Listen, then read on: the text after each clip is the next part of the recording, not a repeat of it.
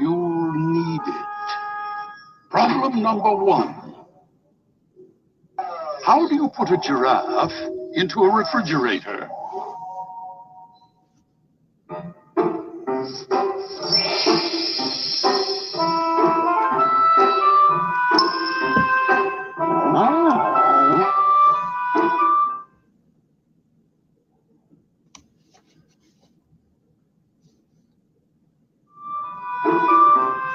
The correct answer is you open the refrigerator and put the giraffe inside.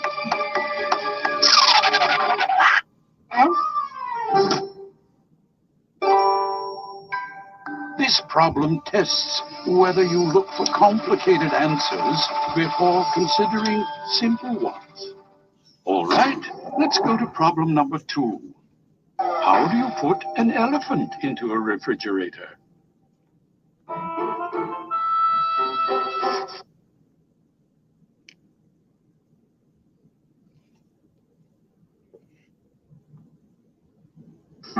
If you said, open the refrigerator and put the elephant inside, you are mistaken.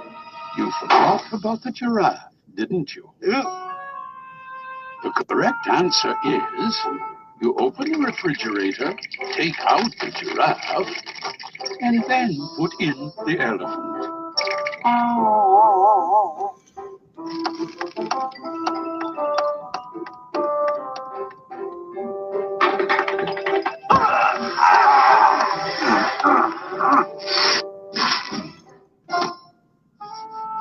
This problem tests whether you consider the consequences of your previous actions, whether what you did before affects what you do next. Problem number 3. The Lion King is hosting an animal conference. All the animals attend except one. Which animal does not attend?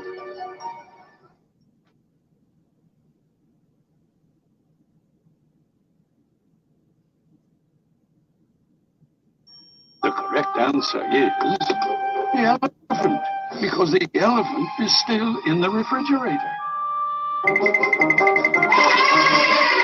This problem tests how well you use information you already have. Here's the 4th and final problem. There is a river known to be inhabited by crocodiles.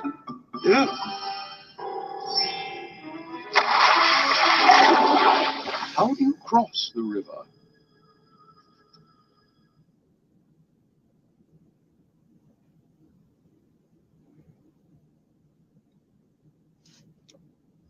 The correct answer is you swim across. It's safe.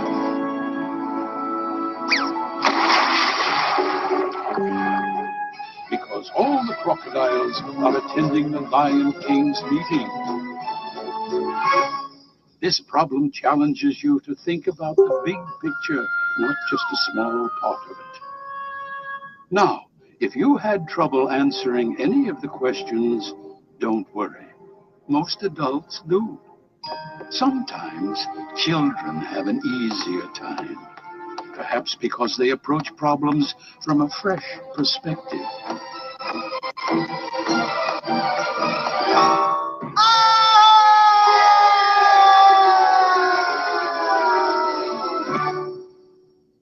So, now that your brain is awake, try using it to think in fresh ways during today's meeting.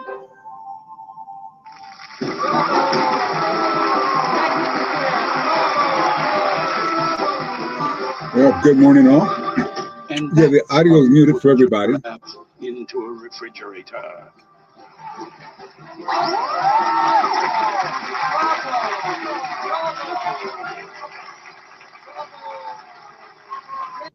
Well, again, good morning to everybody. That little video was kind of more of a test. The audio was muted for everybody, not a big deal. Let's do a couple things here to get underway, though. Let's see. All right, first thing, let's make sure I'm not muted. If you're hearing me, say yes. If you're not hearing me, say no.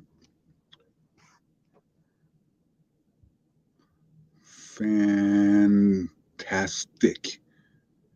Like we got yes is there. So let's do this. Sharing application. Go to page number 19 in your workbooks. Let's get after it today.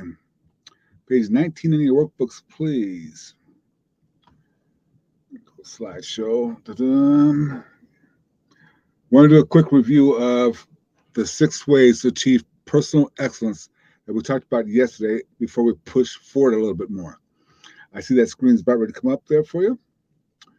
So remember, when you got to create excellence, you must welcome change. Personally, for your team, for everyone, you must welcome change. Number 2, be willing to say no. Some of us are yes people, and we say yes just to avoid confrontation or to look good. Be willing to say no and look for ways to say yes. Find ways, help others to be right.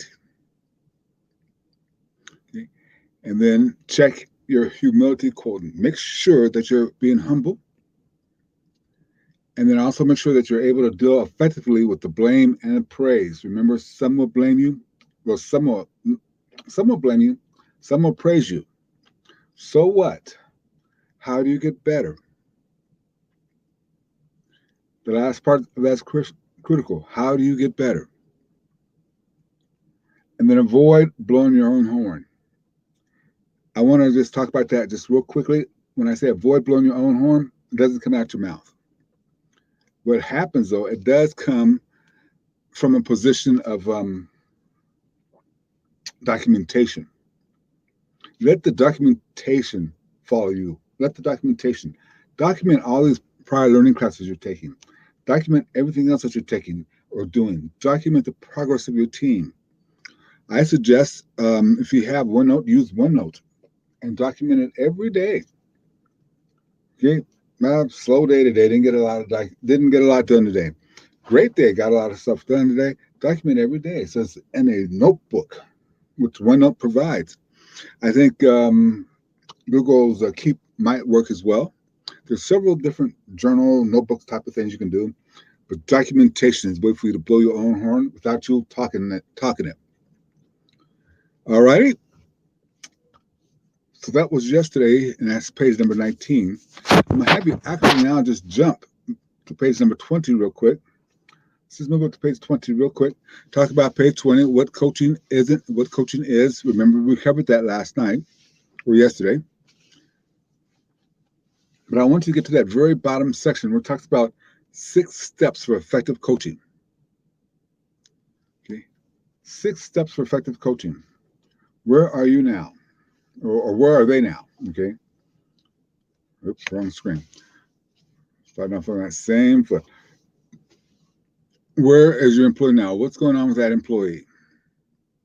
Determine the individual goals and expectations. So determine your individual goals and expectations. Determine the employee's individual goals and expectations. Develop a plan to achieve these goals, a written plan. I'm asking you, please say yes if you have a written goals, if you've written down your goals. Say yes if you have written goals someplace. Like if I was sitting at your desk and say, here they are right here. Who has that? If you don't have it, just say no. Okay. Looks like the majority do not have that. May I suggest that you have written goals for yourself, written goals with a game plan to achieve those. Okay, yep. And then also, if you don't have them written, write them now. Now, I'm sure most of the companies have goals. Organizations tend to have goals. Okay, but what's your plan to achieve them? Where we can set goals all the time. Where we get into some difficulty, though, is the plan, the process to achieve them. The fundamentals, that's the best word I can think of, the fundamentals to achieve them. That's where we get lost sometimes, is getting that fundamentals to achieve these things. So I want to remind all of you to develop a plan to achieve these goals and write that plan. Write it out. Then implement the plan. Implement the plan. And every so often, evaluate the plan. So for you, if you're talking to one of your employees, you do it in your one-on-ones. Okay, we had a plan to get you here to get you ready for promotion. You have to do this, this, and this. Where are you at this and this? Okay, I'm not sure that's helping you on the way, so let's not do that anymore. Let's do this. Let's do this and that. Let's do these different things that we must do. Okay, I'm just going to suggest that you use your monthly meetings. You use your monthly or weekly meetings with your one-on-ones to make sure you're evaluating the performance, evaluating how they're doing. This is why your team feels like it's their meeting, because you're there to help them succeed. Okay? And then you're going to give feedback and you're going to get feedback.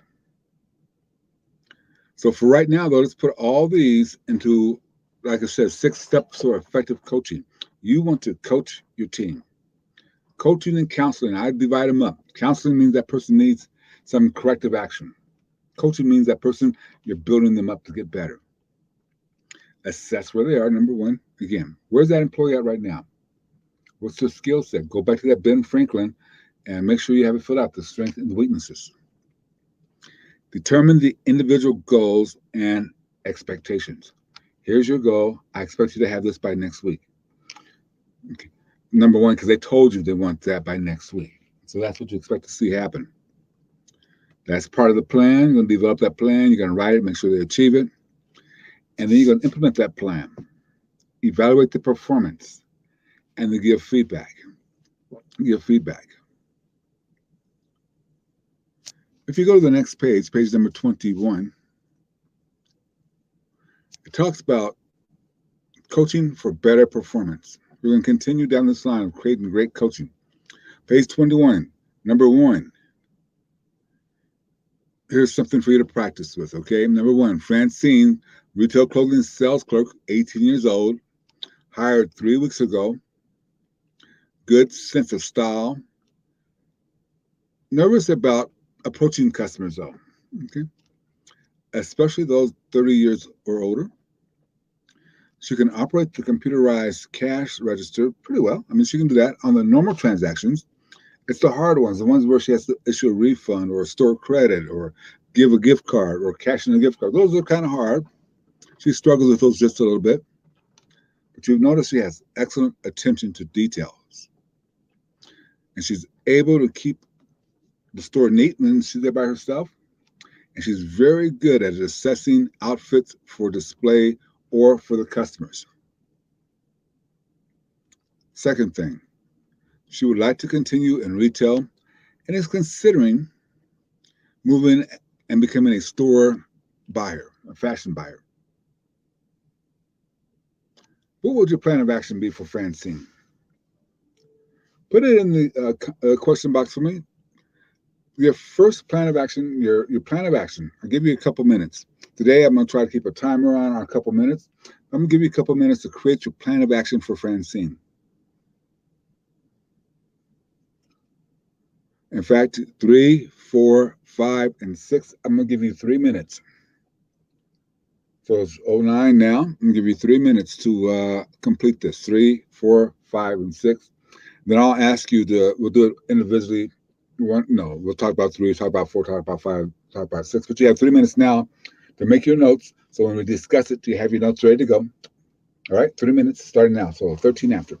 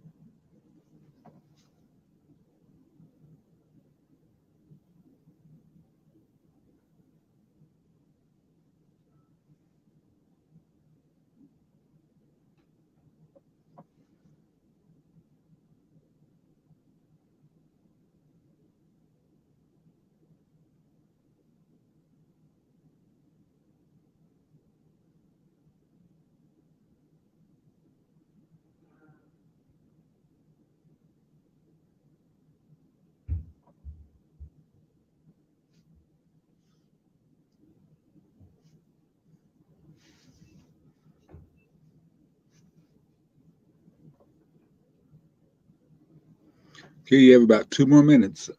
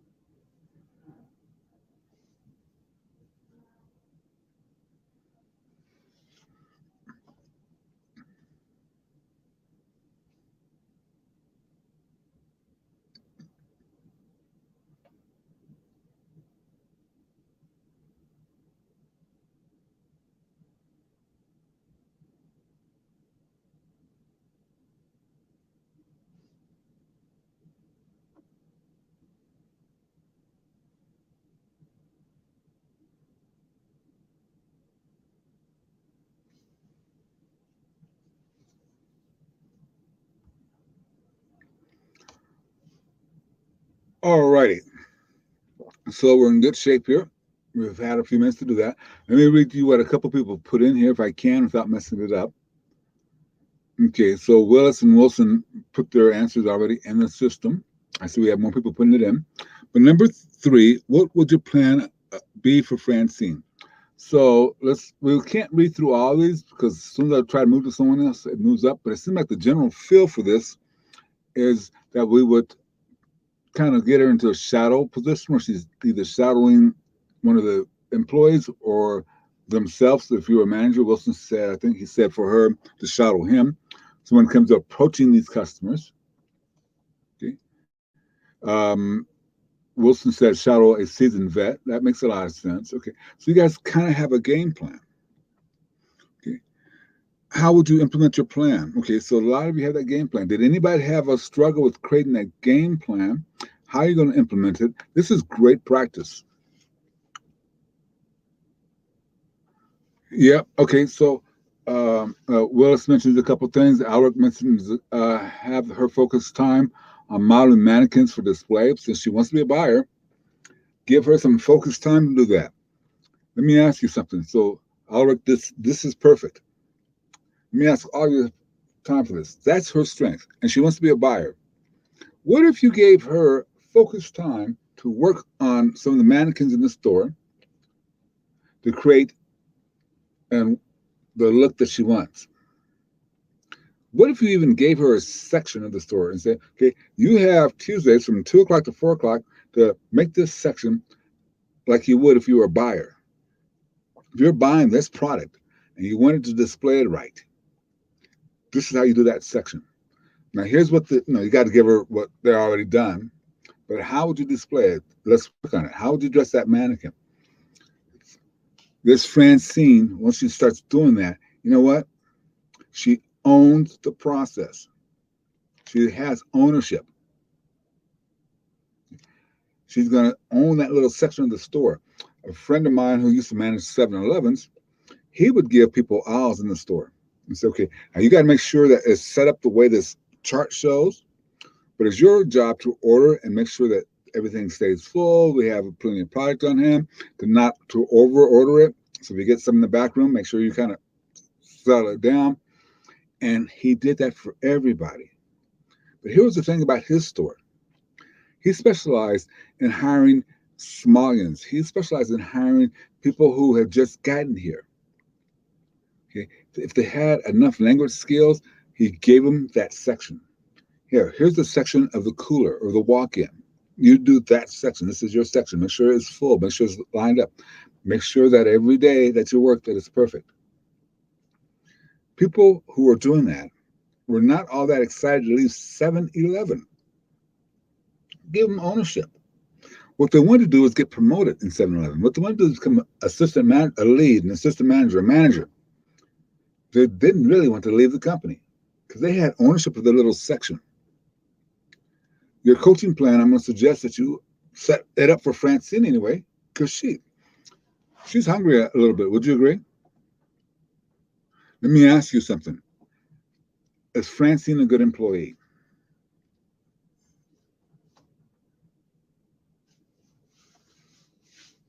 Yeah, Willis says yes. What about the rest of you? Is Francine a good employee?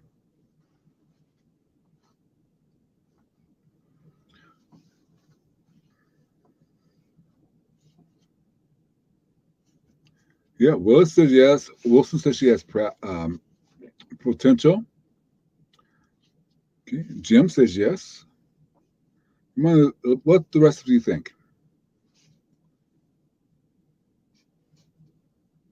Oops, I lost your comment there, Samantha. Hold on. Let me see if I can read yours.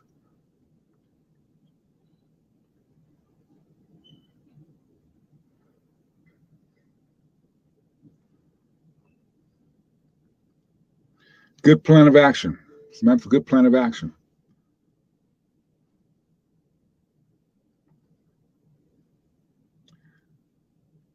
So, how likely do you think Francine, let's say this is a department store, Nordstrom, how likely is she to leave that to go to J.C. Penney's, even if they offer her 50 cents to a dollar more?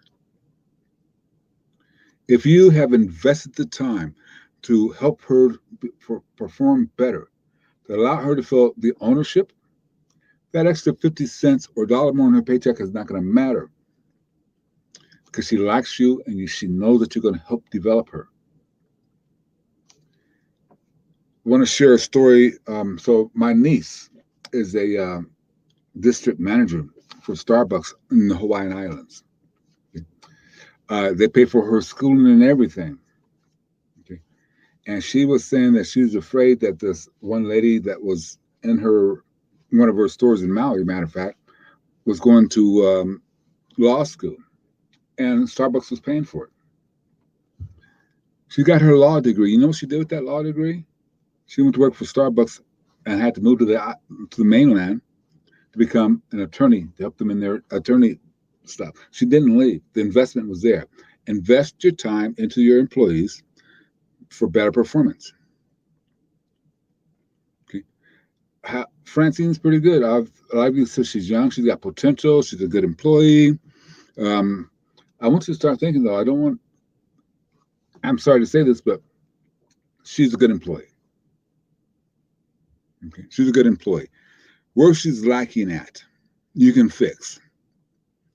Okay. Hey, if you're 18 years old, you're going to have a hard time talking to older people anyway, because you don't really relate to them. Okay, so it's going to be harder for her to talk to them anyway. That's just the way it goes. The area that I would be concerned of is her ability to work on the cash register. Okay. Like it says, she can handle the normal things, but it's the harder transactions that she has a problem with. Like I said, the refunds, the returns, the store credit, those type of things. You need a game plan to get her up to speed with that. A lot of you have included that game plan. A lot of you have included that game plan. Right now, what you read in number 1, right now on number 5, if I was Francine, what feedback would you give me? Take your time, but put it into the question so you can tell me what feedback you would give me. What feedback would you give me? Pretend I'm Francine, if you can.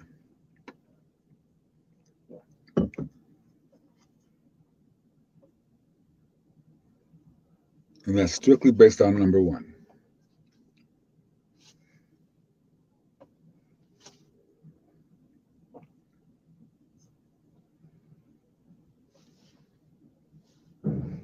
Okay, Jim. All right, I like your start. I like your start. You're doing a good job. That's a good start.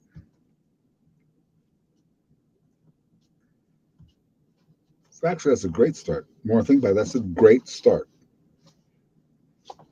What about the rest of you? How do you give me feedback? Will says, I would tell Francine you're really good at register, attention to detail. Let's improve your interactions with the customers. Okay. From now on, everybody, when I'm going to say we're role playing. I don't want you to tell me what you would tell Francine. I want you to type in what you're saying. So you said, I would tell Francine, and then you told me what you're going to say, just like you said. Role playing as if I'm the person you're speaking with and we're there together. Okay. All right. Okay. So I want all of you to tell me what feedback, based upon number one, you would give Francine. If you pulled her in your office and said, hey, let's have a little chat about how everything's going for you. What feedback would you give her? Francine, okay, Albert, perfect. Francine, you have great skills in modeling. Great skills in modeling outfits. Your attention to detail is excellent and great at keeping the workspace clean. One area I would like you to work on is your people skills. It would help you in your future as a potential buyer. Pretty good, right? Everybody agree that's pretty good. I want everybody to put that in.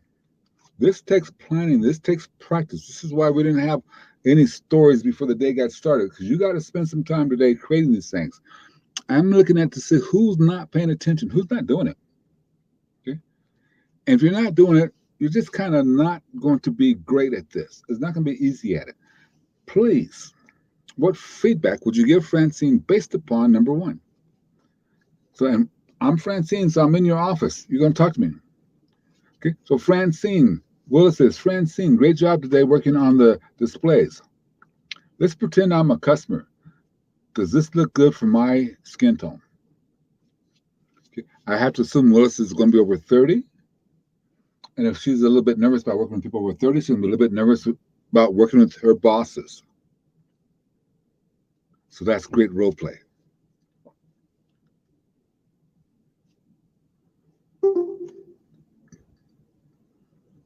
It's great role play.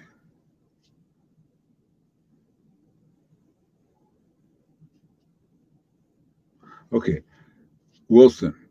Francine, I'm impressed with the way you accessorize the displays. I love your attention to detail. You have a good sense of style. One of the most difficult aspects of the job is dealing with people, especially if they are in a different age group. I'm going to help you with that aspect of the job so that you can be even better. You guys are starting to get the feel for feedback. Need more people to participate. Need more people to hop on in and participate. I need you to tell me what you're saying to Francine in the room. What are you saying to Francine? And you need to tell me in the room what you're saying. You need to plan. You need to write this out. We'll be doing this all day long today. Remember yesterday I said I told you what? Today we're going to show you how. You're going to do how. You're going to do it.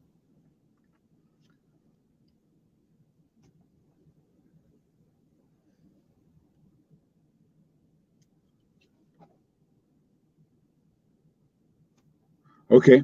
Maria, I understand I had trouble with my computer yesterday all day long and night too.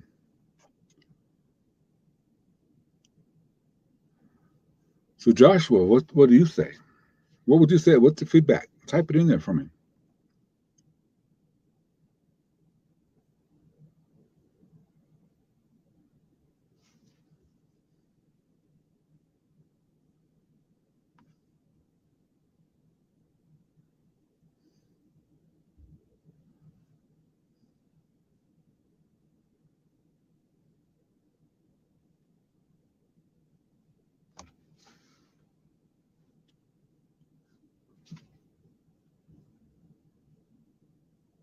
Hold on, yours didn't come in there, Joshua. Hold on a second. The question box wrote all the way back to the start of the day. Here we go. So I guess you're typing more in. You get my cash register skills. Okay, so I'm assuming you're gonna write more. Maria, how are you gonna coach? Oh, well, you might not be able to type that in since you're having problems. Okay, but if you can, how are you guys gonna what are you going to say? Type in what you're saying to Francine in a feedback mode. Let's not waste this opportunity to get better. Let's not waste this opportunity to get better.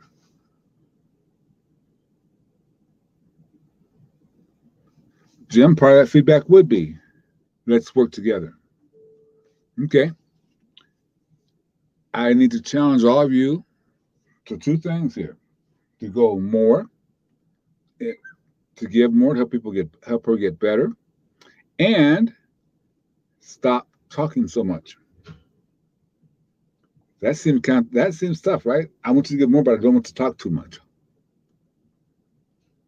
We'll work on that. We'll work on that. You'll be there. So here's a question for you. Let's put that aside for a second. Francine is a pretty good employee. What you have to do is find ways to hire people right in the first place.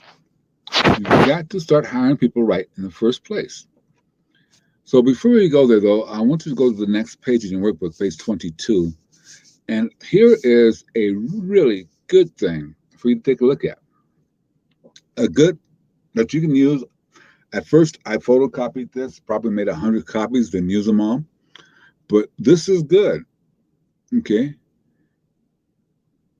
Before I have a feedback session with somebody, before I have a coaching session with somebody, I do this, or I used to.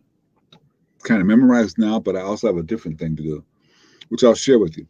But I do this, it's on this page, and I'll walk you through it. I will walk myself through it. I want this written. Okay. By the way, it's written and it's in my desk. It's not something that's going to be in front of people.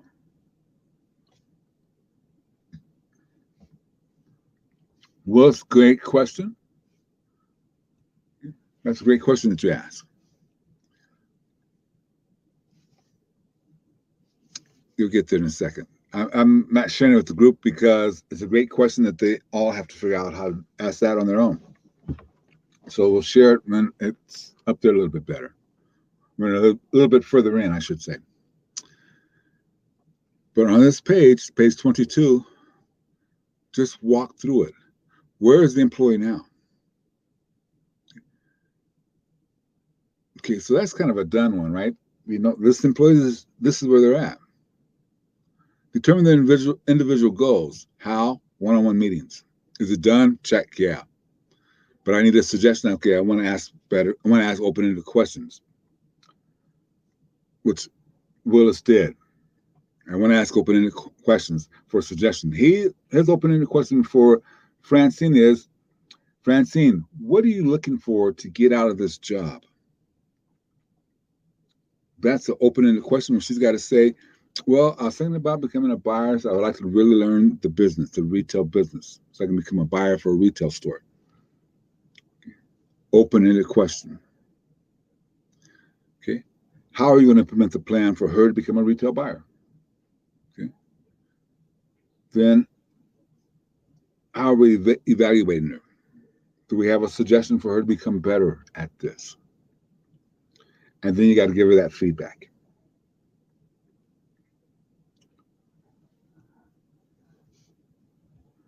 Hold on, let me read Samantha's here real quick.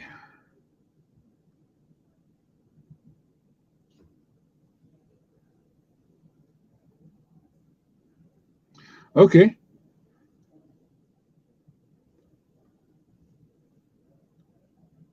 Okay, so we want to, Samantha's suggestion, we have her take some communication workshops. Okay. I'm going to say this to you, and that's really good. So I'm not saying it's wrong. I'm just going to say to you, I have not had a retail person in any class that I've done in 15, 16 years.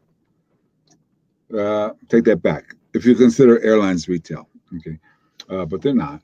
That's different. Okay. Okay. Never mind. I really got to take that back. Just remember, cannabis was big here in Colorado, and we had a lot of people who worked in cannabis stores come through classes. Okay, especially when they first got started here. Okay, and so I like your last point there, Samantha. Make sure that she knows this is a plan to help her grow. And if you implement that plan, you don't have to worry about her quitting to go across the street, to work across the street for 50 cents more, or even $1 more. You don't have to worry about her doing that, because you have a plan on growth for her. I'm not saying that she won't do it, but I'm just saying you have a plan for that. Let's go ahead and go to the next page number 23. Because if you want more employees like Francine, guess what? You got to hire the right person in the first place. You have to hire that right person in the first place. Agree? I think so. Can you read what's on the screen? Yep, you can read what's on the screen. So if you can read this message, you can work here. I think right now, a lot of us in our current economy, because we can't seem to get fully back to full employment, we're working in shortages. I think sometimes we accept that. If they can read that and work here. We want to make sure that you're hiring the right person in the first place. So let's talk about the hiring process, and that's on page number 23. It talks about this idea of start hiring the best people you can. By the way, if you're at full employment, still keep on interviewing and talking to people, have them interview for it, even if you can't give them a job right now. You can put them in the parking lot. If you follow this prescribed method, I'm not saying put 100 people in the parking lot for possible 2 positions be open. I'm saying if you have 2 positions open, have people in the parking lot that you can call back, even though it might have been 6 months. Hey, we interviewed you 6 months ago, and we'll have an opening. Can you come back in so we can discuss, see if this opening works for you? If they're in your parking lot, you're not going to have too hard of a problem, especially if we did this interview process this way. You're not going to have too hard of a problem convincing them to leave their job, because they're going to like you. They know that you can give them ownership.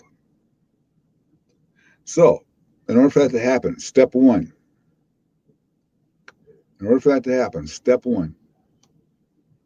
define the job accurately. How many of you could tell me what your job is? Can you tell me accurately what your job is, and does it match what the job description says? Can anybody do that?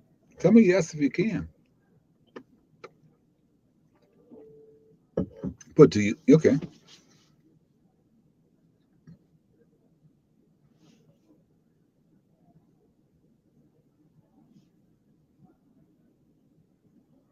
Okay, so a lot of you tell me what the titles are, and which kind of means that you kind of know what the job description is. But the position you're hiring for, because it's hard for you to know your own job description. And here's one thing about being a leader. Here's one thing about all job descriptions. What's that last line say? And a real well-written job description, what does that last line say? And it's there for a lot of protection, right? Because people can't get back to you and say, that's not in my job description. Because usually that last line says, and other duties that pertain to your current position. And other duties that pertain to your current position.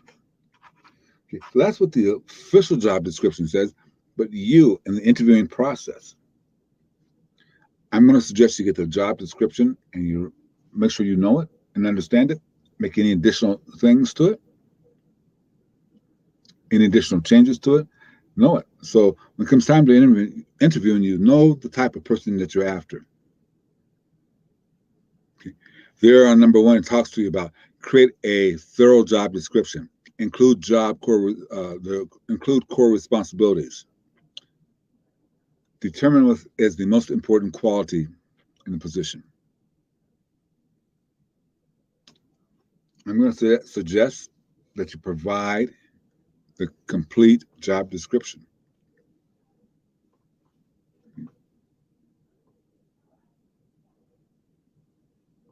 So both Samantha and Jim are in this position right now where they are doing so much more than what was on the original job description. By betting that original job description, if you look carefully, it tells you and other key responsibilities that align with your job in some shape or form. Okay. Sometimes, though, you may be, your title is this, but you're going to be the jack of all trades and have to handle everything.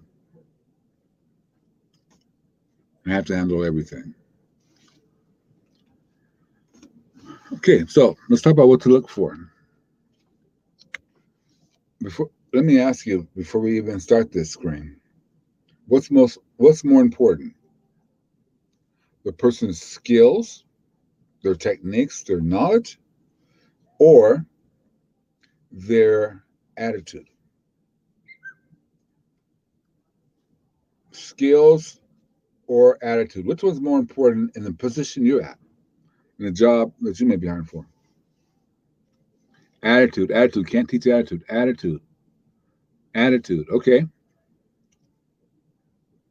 Learned that the hard way. Yeah. Learned that the easy way. Yep. Attitude is there. A couple of you are still not responding today. I got to get all of you into this. Okay, you've got to respond because we've got some work to do today.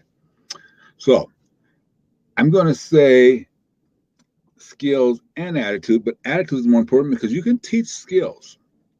But in the interview process, you want to look for certain things like, number one, a positive attitude. You want to look for that positive attitude from that person. They've got to, and I'm not saying they got to bounce off the walls, all energetic and, hey, me, I'm going to, you don't want that. Like we were saying yesterday, you want that feeling that the positive attitude is underneath the water, like an iceberg underneath the water. Okay. That high energy, again, you don't want them bouncing off the walls, but you want to see that they have that underneath them. That energy runs through them. Okay. They're enthusiastic. No, you just hear it in their voice. You see it in their face that they have a level of enthusiasm about what they're doing, okay? About what's taking place. Okay. They have a competitive spirit. I don't like that one personally. But a lot of people say they need to have a competitive spirit. You want to feel that one. I don't like that one because a competitive spirit to me means they will maybe hold secrets. So the person sitting next to them, let me say the best way I know to do this. In a sales team, for example, they're competitive. They're not going to tell the person next to them how they're making so many sales. If they're competitive, they're not going to tell the person next to them how they're doing the spreadsheet the right way and faster. Because they want to be better. They want everybody to know they're better. If they're competitive, I'm afraid of that. There is a certain level of competitive that I'd like for them to have, and that's be part of the team that's competitive versus another team or another organization. That would be competitive, and that would be good. But as far as coming in and working, I don't want people to feel like they need to compete against each other. You guys see how I'm tracking with that? Any concerns about that, though? There should be a small concern about my feelings about competitive people, why I don't want them. Any concerns?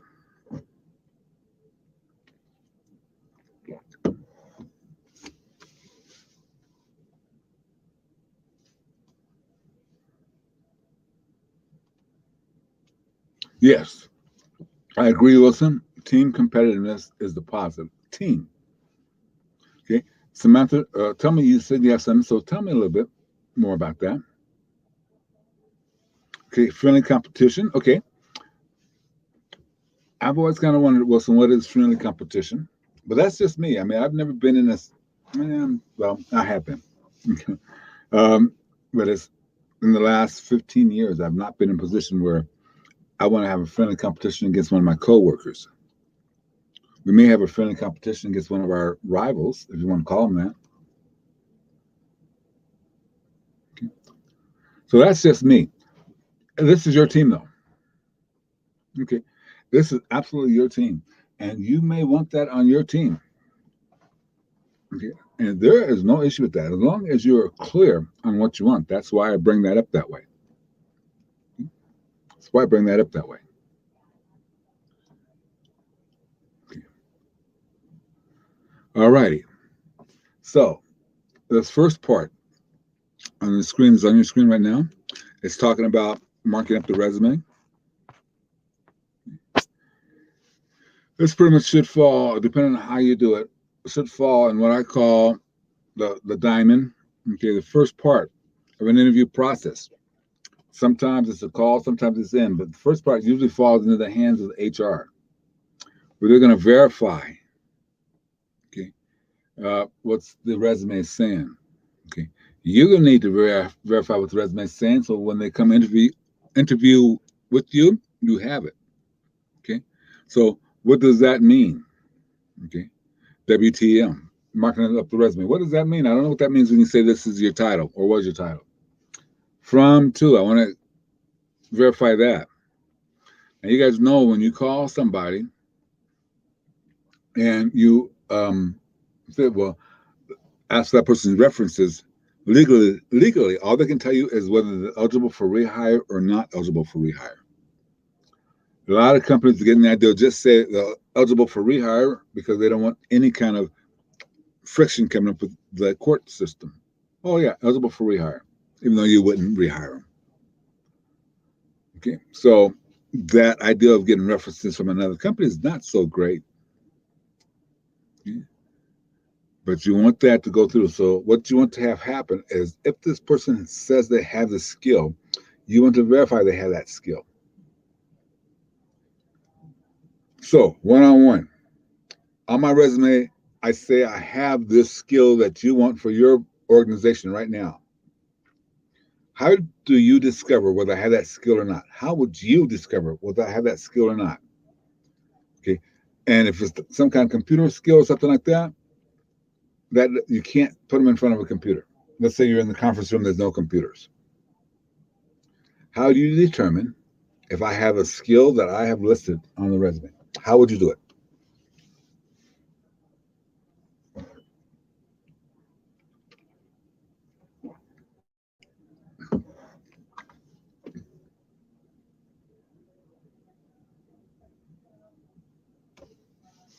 You need to ask the right question. Okay, you do. Ask questions that relate to the skill. Okay, all right. Willis, excuse me. Explain to me, see, so Glenn, George, explain to me your process on creating a spreadsheet. So yesterday I was Glenn, this morning I was Francine. So either way it goes. Wilson, open up your hands. Here comes a bag of jelly beans for your answer. For both of them you have in there. You guys are really getting to it. I need more response. So how do you decide if I have the skills or ask the question that I have the skills that I say I have? And you can't put them on a computer because you're in a room where you can't put them on the computer.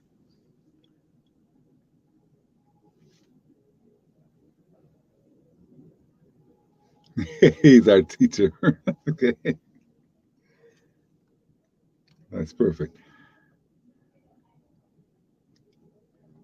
Oh, hold on. Let me go back just a hair so I can read Samantha's. Try to go back just a hair. See, you can't do that with this. Hold on. All right. Okay.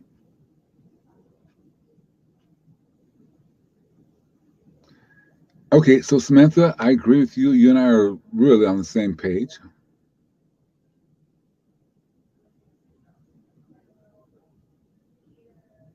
Okay. Yep, I agree. Well said. I wish I could print that and send it to everybody.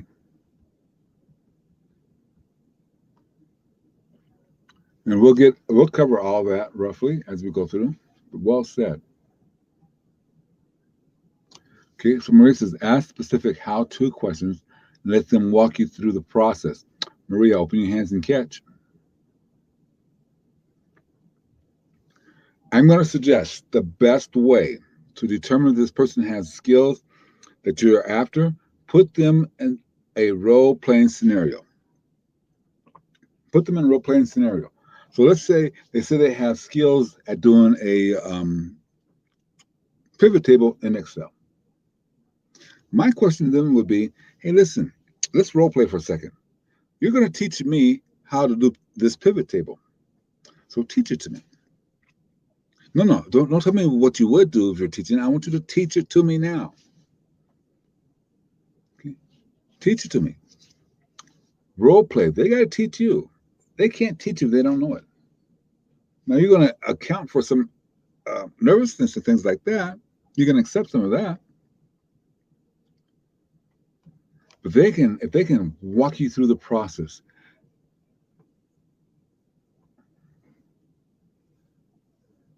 once they can walk you through that process, they can teach it to you. You know they have it. Even if they miss a couple steps, they have enough confidence to say, okay, let me try to teach it to you. You can figure that out.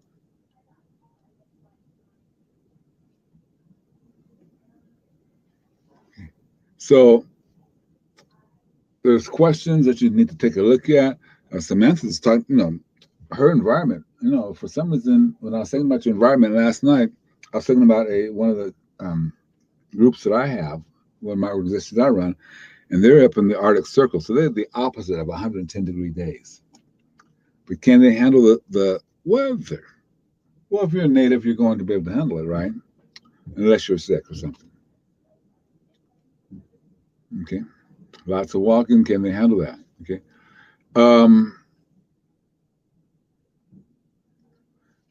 Before this one, I worked as a.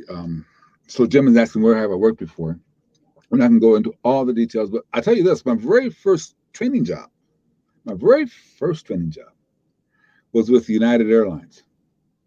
That was my very first training job. It was customer service. It was cold training. Actually, all the training was taken. This lady named Gloria, she ran the whole thing pretty much. She would never let me speak for more than 5 minutes because she knew exactly. But that was my very first training job. The last corporate job I held was with one of the larger healthcare companies in the world, and I was a product trainer. So when someone came in, we were product trainers for new hires. So we'd hire new hires would come in and we'd train them about the product they were selling. Then I got a promotion to run that entire department. I was the head trainer for the entire department all throughout the United States. And then I left to go full time with a company that I've been with now. I created 33 years ago. It was always part time, but I left go full time because we finally started generating revenue. So that's my history. For the last 15 years, roughly, been just my company, just working it hard.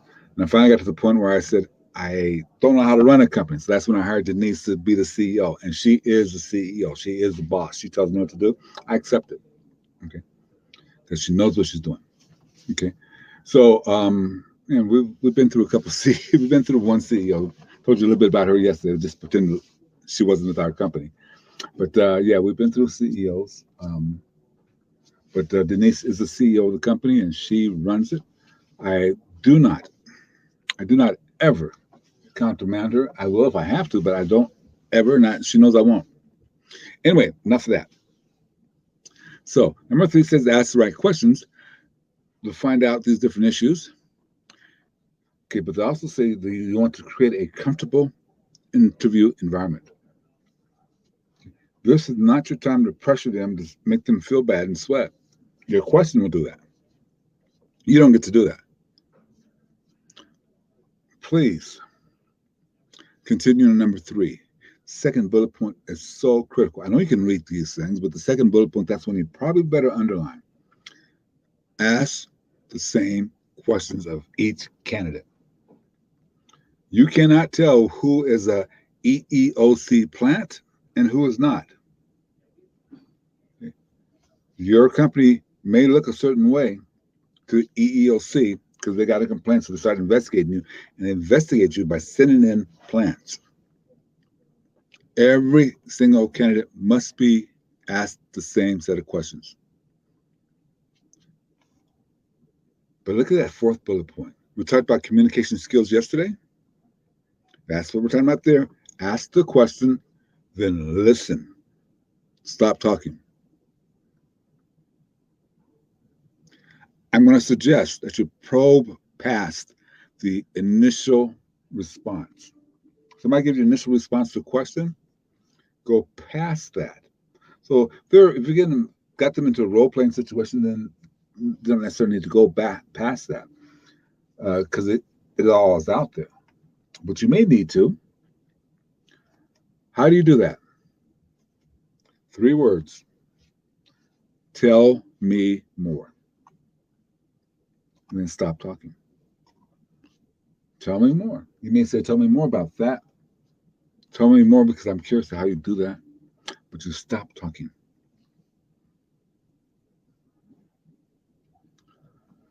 Make sure you have some way to keep score. So this person got a 96, this other person got 95. That's documented. You hired the person at 96.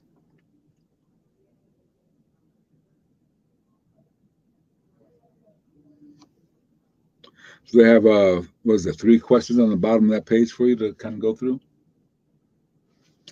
3 questions on the bottom of that page to kind of go through.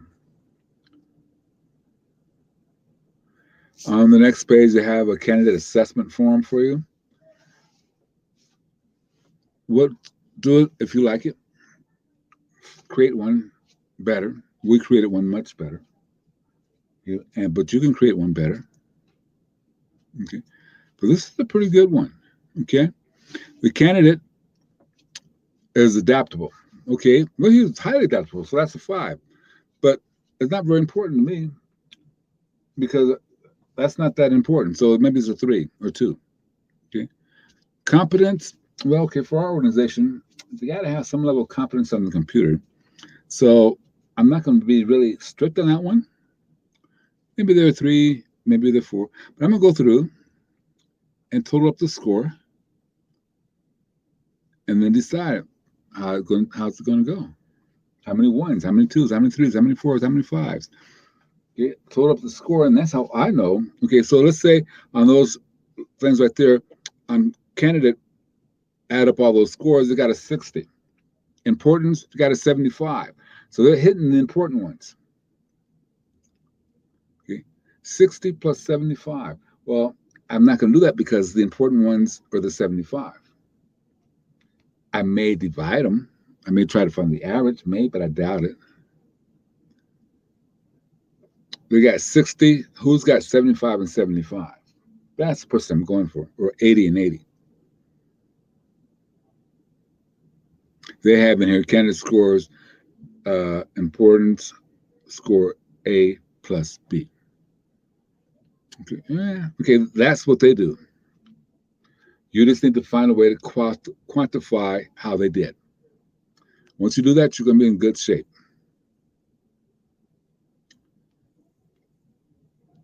May I ask you, how many of you are involved in the hiring process right now? If you're involved in the hiring process, please put yes or please put no.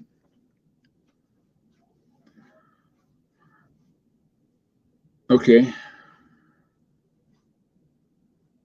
Okay. Maria, you still having computer problems, it looks like?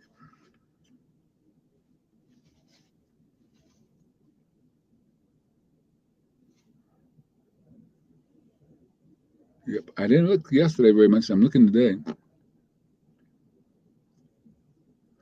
See who is and who's not. Good job. So, some of you are kind of doing it. Most of you are doing it, and a couple of you are not. Okay. So, and sometimes, like Samantha, she sits in on it, but the boss does the actual hands-on work for it. That's fine. But I ask that because what I would like to suggest to you is what I call the diamond. It's not really a diamond, but here's how I would suggest you do the interview process. Have your HR person, whoever that is, or whoever's playing that role of HR, verify that the resume is correct. Okay. See if there's anything that needs further thoughts, further actions. And when you do that first interview, if you have a question about it, ask them to clarify it. Ask them to clarify the dates on it. Listen. That HR person, if they say no, even if it's your brother and sister, best friend, if they say no, that's the end of that. They are not getting the job. They don't get to come through. If the HR person says no, you're done. HR is so well trained in this stuff. If they interview somebody at the start and they pick up the red flag, they're going to say no. Second step is the hiring manager interviews. Now, the hiring manager has to decide if they have the skills that they need, if they have the attitude that they need, and if they're going to be able to work with other people. I'm going to suggest that you decide what that person's personality style is, because you don't want all D's on your team or all C's on your team. You want to decide what that person's personality style is. You want to decide their learning style. You want to have all that information decided throughout your interview. If that hiring manager says no, the process is done. If they say yes, maybe take them to the third step. Some companies don't do this. But the third step would be to say, okay, now you interview with the team. The team gets to come in, they get to pick the representatives, they get to sit down, have lunch with them or something, and they interview there. Now, here, please hear me out for a second. The team really doesn't have veto power. Okay. If you have said yes, HR has said yes, but the team doesn't really like the person and they said no, you can follow their recommendation, but they do not hold veto power like the HR person holds veto power, like you hold veto power. The team will simply say, oh, yeah, no, we don't really like that person. Why? Okay. Then they may have a skill. So I'm going to go back to them and say, this person has these skills we need. All he probably needs or she needs is some mentoring to connect a little bit better.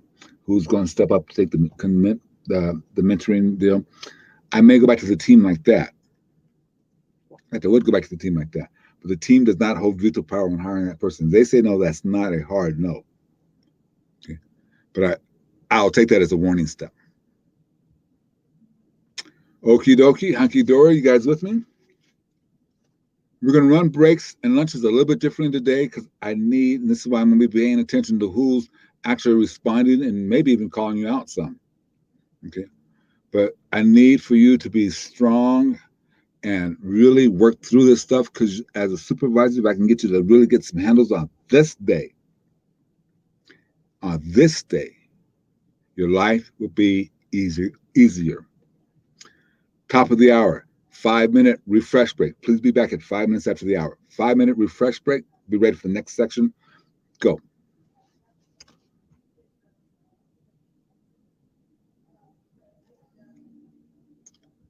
Five-minute refreshment break.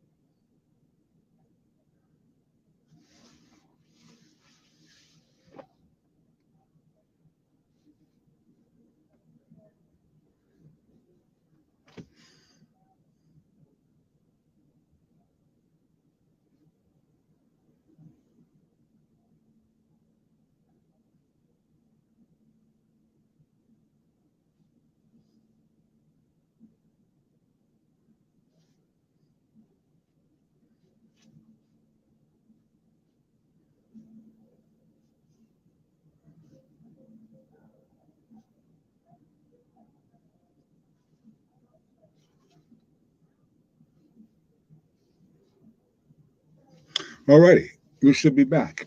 5 after. Oops. Alrighty, we should be back. 5 after the hour. Let's get into something that's really difficult. Okay, and it's going to take, maybe I'll whip to our lunchtime, but we'll take another break here before lunch. It'll be short like this one. It'll be about a 10-minute break, but this will probably fill us up through lunch. I hope you guys like this better, taking a real quick break at the top of the hour after an hour.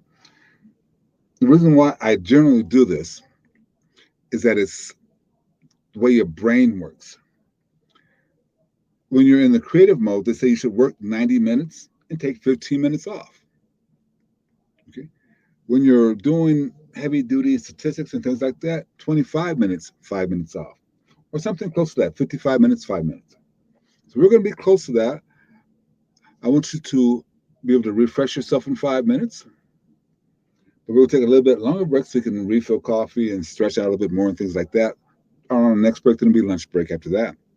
But I want to have you take more breaks so more of this stuff settles in, especially before we get into something hard like we're getting ready to get into right now. So if you're not on the page, please go to page number 25. Page number 25. It talks about this idea of getting ready to delegate. You got to delegate your stuff to people. They list there on page 25 some of the reasons why you might want to delegate. Okay. They're good. It's a good list. I'm not going to complain about it. Okay. What I will complain about in a minute, though, is the things you don't want to delegate. But let's talk about this list. Everybody take a look at the list. Those 10 items there. Great, right? Anything wrong with that list? I don't believe there's anything wrong with that list. Might be a couple. Well, actually, I take that back. There's a couple on there that just don't flow. Okay, like what is that number?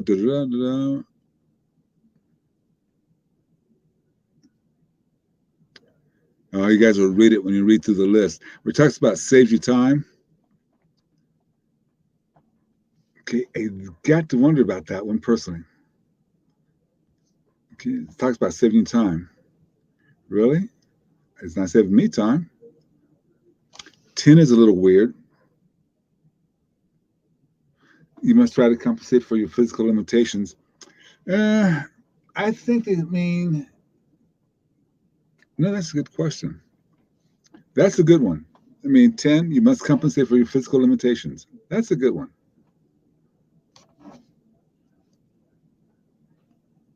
But here, the little box says you try it. Why should you become a passionate delegator? Why should you become a passionate delegator? I'll be looking at your answers, and I would like to make sure that everybody answers why you should become a passionate delegator. Because delegating is not easy. Why should you become a passionate delegator?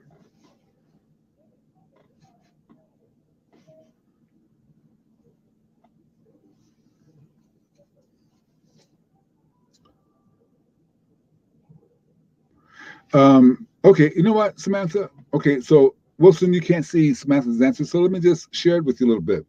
10 is weird, but it would be better if it was included or pointed more to mental health. Or if you have a physical disability, but it would be better if it's pointed more so to mental health. Okay, so Wilson says that part of the reason why you want to be a passionate delegator is that if you decide to leave, you want to leave the company on better grounds. And the people you have supervised, with the people you have supervised, because you can increase your control of the business as it runs, okay? Oh, control business, how it runs. Maybe that's what you want to say. Why should you be a passionate delegator? By the way, it's not just if you leave the company. So Wilson makes the point, if you leave the company, what if you get promoted? So when I took my promotion at Optum Healthcare, when I took that promotion, it got delayed by 6 weeks. You know why? because they said I didn't have a replacement. I need to train my replacement first.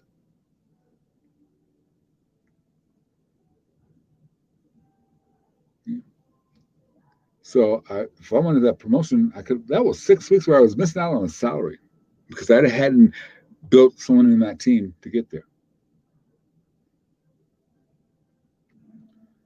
Come on, only 2 people have answered. Allow me to maximize my time to what's important, okay, which is connecting or having one-on-one time with my team. Agree with that. You want everyone to feel needed and valued, otherwise they leave or not have quality work. I agree with that. Okay, I agree with that. What else? Come on, we got a few more people who have to answer. Why should you become passionate about delegating? Individual growth, achieve their goals, help people achieve their goals, give a timeline, afterwards verify. Okay, so those are the steps. I would like to know why you should become a passionate delegator. Absolutely right, Willis. Absolutely right. Why should people become passionate about delegating?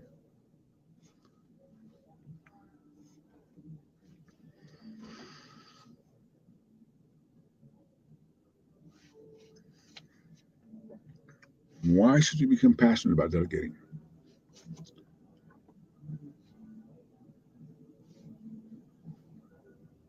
So your business can grow to the best of its ability. Okay. For your teammates' development. Okay. Can't disagree.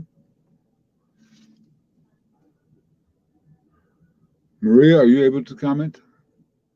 I know you're. It doesn't looks like you're able to now. I know you're having problems, but it looks like you're back with us full screen. Jim, I don't know. I don't think you commented.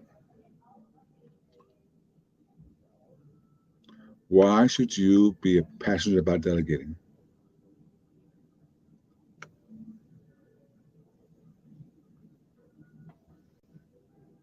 Oh, you did. I'm sorry. Yeah, I just you put in yes, I did. Just as I saw that. Yes, I apologize. Yes, you did. Yes, sir. Okay. So here's the deal. I think all of you are 100% right, but I think you're missing the point. I think you're missing the point. It's not on here, but when I took this class and when I approach it now, I think the reason why you should become a passionate delegator is because it makes your life easier. It makes your life easier. Not at the start of the process, though. If you have something that's an hour in your workday and you want to delegate that, you're going to spend more than an hour doing it. Why don't we like to delegate? Why don't we like to delegate things? Tell me that. Why do we not like to delegate? Why don't you delegate? You do it yourself, it's going to be done right.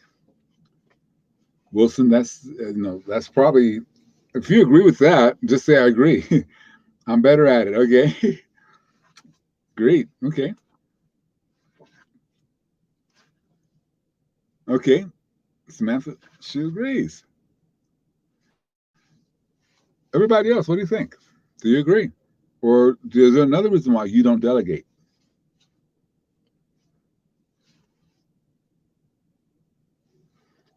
Okay. Again,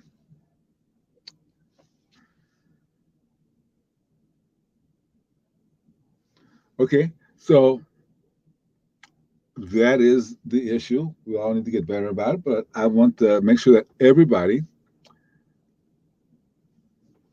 gets the full understanding and share your thoughts so we can share with the rest of the group why we don't delegate. Why we don't delegate. Share that with us. Why don't we delegate? Megan, why don't we delegate? For some reason, Megan, I think you just joined, didn't you? I don't know. But anyway, so the question is, why don't we delegate?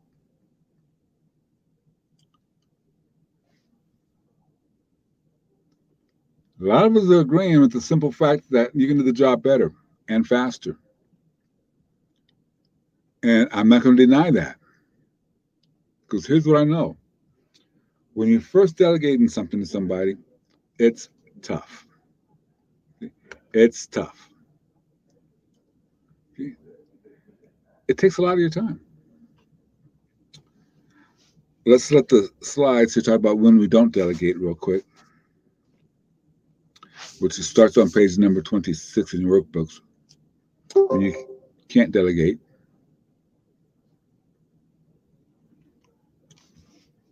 you don't fully understand the process yourself. The task is a key aspect of your job. It requires your own personal attention.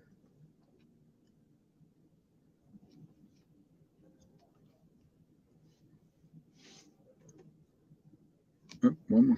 Come on, computer. You can go. The little computer that couldn't. The task requires, well, I'm sorry, we already did that one. So it's a conflict it's a conflict between employees or it's a performance issue. You can't delegate that. The task involves confidential information. Those things you can't delegate. Take a screenshot of those so that you have them, or make sure you write them down in the book. Plan what you want to delegate. Okay. Plan the things you need to delegate.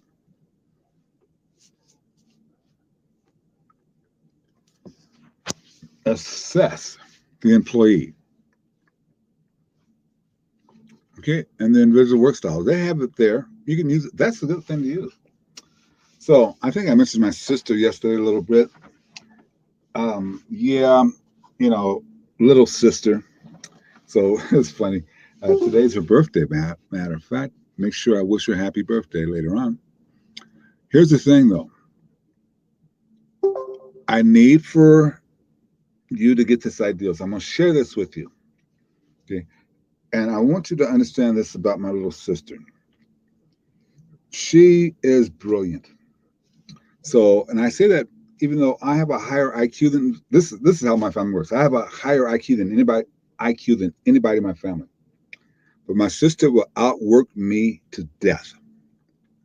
Okay, she'll outwork me. So she's brilliant. So IQ means nothing, right? And it doesn't mean anything. It doesn't mean emotional intelligence has far more to do with the ability to succeed than your IQ does.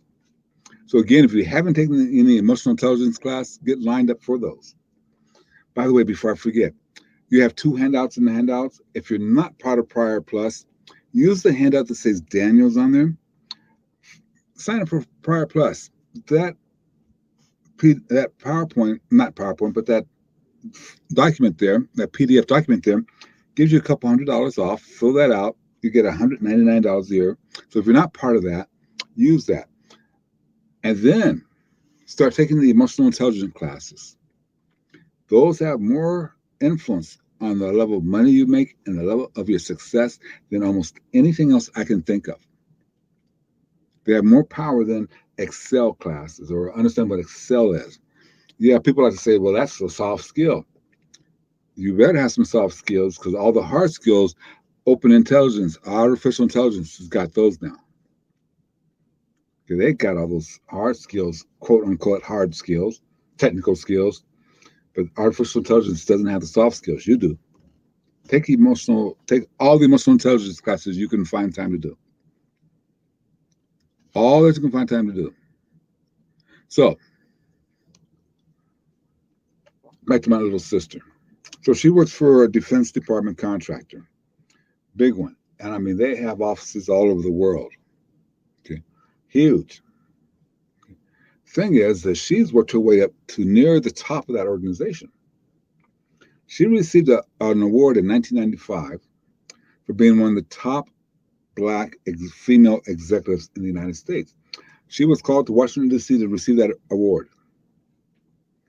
She knows what she's doing when it comes to running her quality management department or running it for the entire company. She knows what she's doing. I give her a lot of credit for that. She's got it. What happens, though, I think I mentioned yesterday a little bit about how she has meetings on the East Coast, but she lives in San Diego. Those meetings start sometimes as early as 5 a.m. her time. And by the time she finishes up that block of meetings on the East Coast, then she's got to deal with the West Coast. Sometimes, though, she has to start meetings when she has to go to the home office, which is London. So London tries to moderate the time so it's easier for people in the U.S., but she still has to start those meetings early. She's not getting the opportunity to develop her team. Remember, your number one role, your number one job is to develop people on your team. She doesn't get that opportunity because she's spending the whole time in meetings. So she wants to delegate some of these meetings. So she said, how do you delegate this meeting? Assess the person that she had in mind. There you have it right there on page 26. Assess the person that she had in mind. She chose the person. His name was Brian. She said, here's what we're going to do. So you guys follow me here. Let me rephrase that. Follow me if you can, because I'm not very good at explaining this. If you don't follow me, if I'm not making sense, call me out, because this is the process.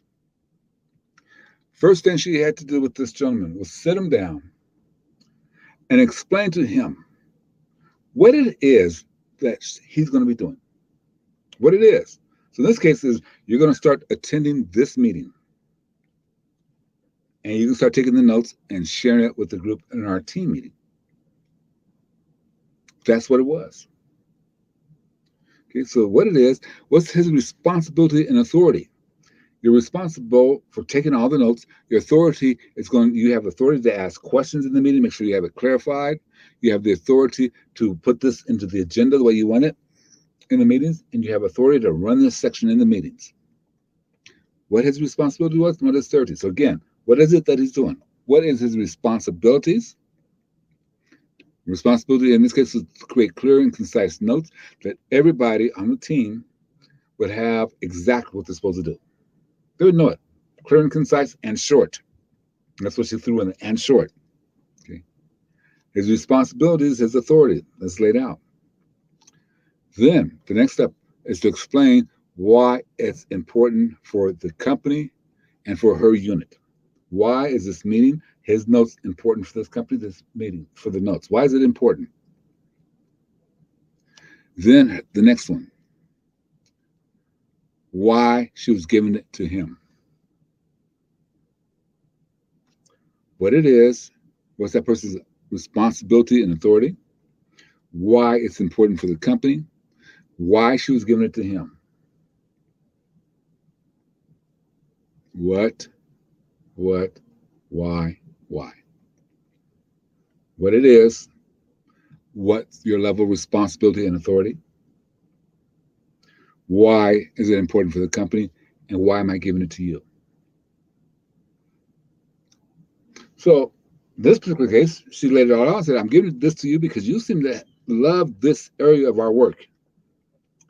Whenever we have a meeting, you ask the most powerful questions. You seem to do a little bit more research than everybody else. This is your subject matter expert area. So you're the subject matter expert, and you're going to attend this meetings. Got it? That was the first part. Then she said, okay, so that meeting is tomorrow. It's held every Wednesday at 7 o'clock our time. So that means you got to adjust yourself. And it helped a lot once they went into the pandemic because you could just get up in the morning and listen to it. But what he started doing, she said, this week, I want you to come and sit in on the meeting with me. So her first step was to show him what to do. Show him how to do it. She didn't ask him to do it. She said, let me show you. And in the process of her showing him, she verbalized her thoughts.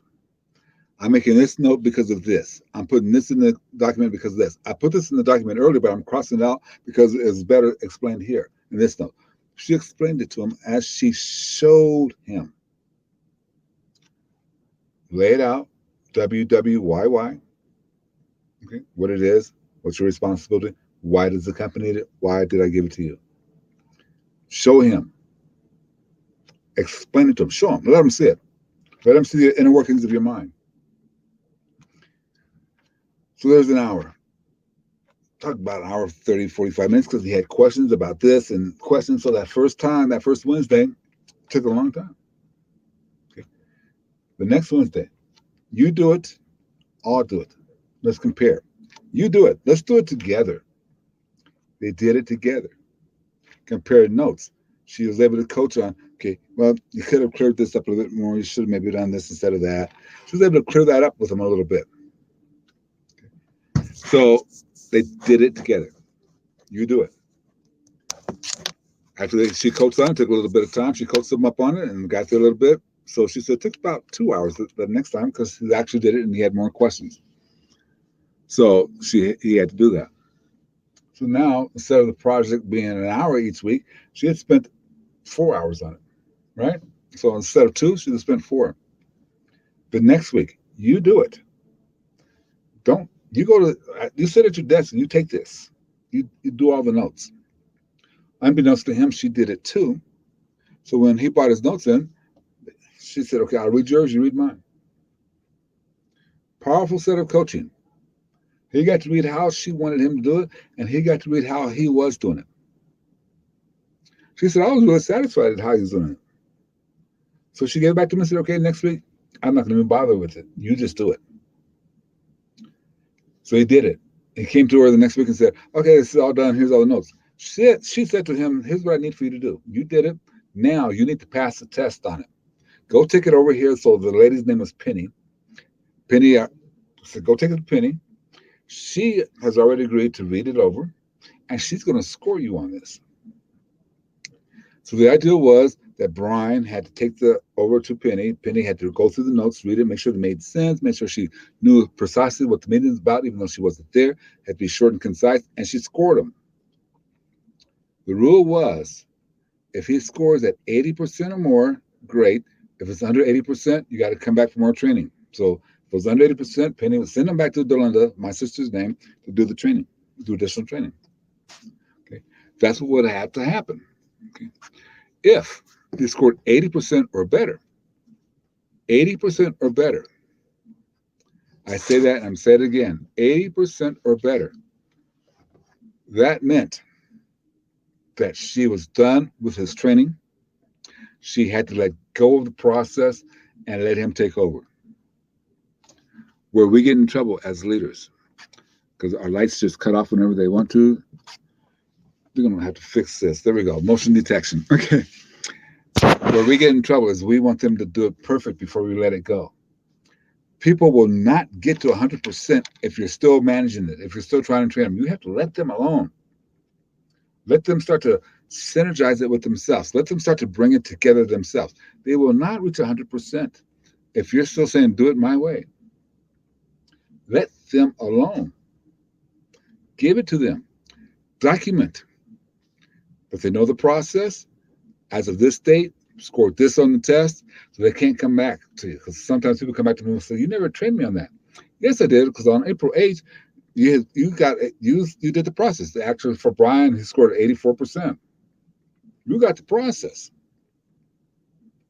So yeah, he couldn't roll that back on her because it's documented. Now she sent him an email. Hey, congratulations, you're now ready to do this process on your own. Now, yes, every now and then she'd verify, sit in for part of the meeting, verify that his notes were accurate, he's covering things, but he got it pretty well. Now, because he was considered the subject matter expert in this area, Brian owned this meeting. He owned this process. Even when the meeting switched from 1 hour to 2 hours, it did switch to a 2-hour meeting. Brian owned the process. My sister did not have to step in. He owned it. He said, I got this. So he got it. Here's the challenge that sometimes we face. We're letting it go at 80%. But we have the way we want to do it, and that's 100%. We think that's 100%. When they reach their 100%, what I will guarantee you, it will be better than what you've done. It'll be better than what you've been doing. When they reach 100%, it'll be better than what you have done. You got to get over your ego here. You got to take this one. is going to be better than what you have been doing. But here's what's really cool about this. Don't you want it to be better? Don't you want the team to be better? So he owned the process, he got better, and now he was ready to do other things. The first thing she delegated to him, was to train somebody else to do these notes. He changed the process just a hair. And he trained this other lady how to do the notes. He was a subject matter expert. He spoke to the team. But every quarter, my sister had to make a presentation to the biggies in the company. When she thought Brian was ready to talk about this section, it was like a 10-minute talk. Instead of it being in her section, she introduced Brian to give him the necessary exposure in front of these muckety mucks. Okay. He got the necessary exposure in front of these muckety mucks. She did not lose sight that she was here to develop that person. He got to make the presentation on his subject matter expert. Yeah, he had to do it all in 10 minutes at the quarter in front of, when I say muckety mucks, I'm talking about some of the highest people in the military and the highest people in politics in the nation. He got his 10 minutes of fame right then and there. I'm going to suggest that you follow that process. The question I have for you, did you follow how I laid it out?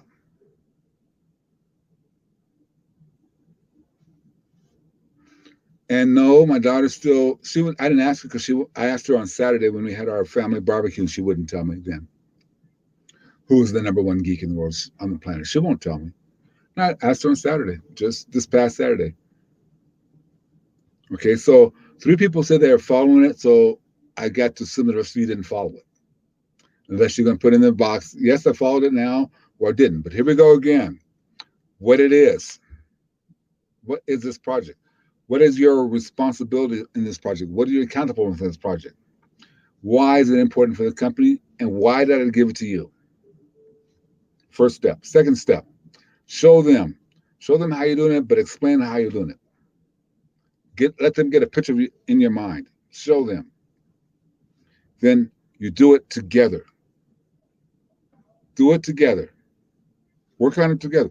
If it's the manufacturing process, you manufacture it together. Work on it together. Have them do it. Check it out. Review it. See how it is. Have them do it again, but this time they give it to someone else. Not you, because you might have blinders on. You might miss a step. Have them do it. Have them give it to somebody else. Have that other person score it. 80% or better, you document it that they got the process. Because they do. They just got to get the nuances to get it to 100%. They can't do it if you're saying, well, do it my way. Accept the fact that when they get to 100%, it's going to be better than your way. So let them go at 80%. If they don't, retrain. Now, that doesn't mean you still have to verify. You still have to verify. And depending on that person's level, you may be verifying every time they do it, or as she does now, one time she really verifies is the day or a couple of days before they do the quarterly report. Before they do the quarterly report. It also gets verified when they have their team meetings, which they have a team meeting once a month, and he shows the subject matter experts there. When they have their one-on-one meetings, if he has a question he asks about it, then he'll ask us, this meeting talked about this and this. I didn't think this was important. What do you think? She'll verify and coach them there. Team meetings are critical. So, Willis, Wilson, and Samantha, you guys said yes. What about the rest of you? Are you with me? Did I explain this the right way by telling that story? Are you with this delegation process? I want you to have this delegation process. Thank you, Megan. Thank you, Jim. We've got to hammer these things. We've got to hammer these things.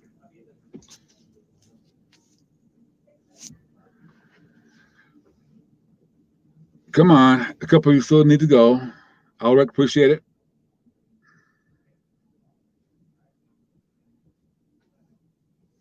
All right. Here's the deal. The next page. Page number 27.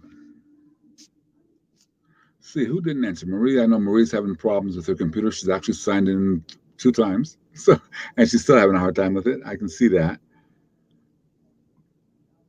Okay.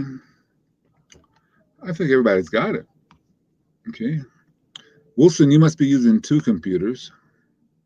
You're one of the first to answer. So you must be using 2 screens. Or you're on your phone, one or the other.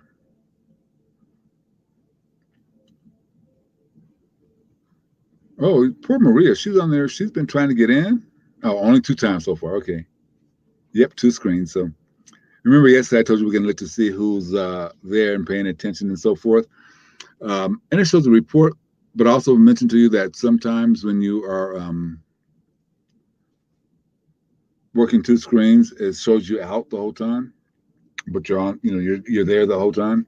Or if you're using your phone, sometimes the phone shows you out of focus. So I'm going to continue to ask the rest of this day for your input and kind of hold you a little bit responsible. I think you hired me to be your coach. Yeah, I'm a trainer, but I think you hired me to be your coach so you can get better.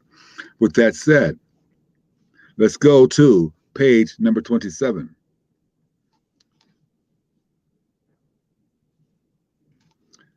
A simulation. Read through A through G.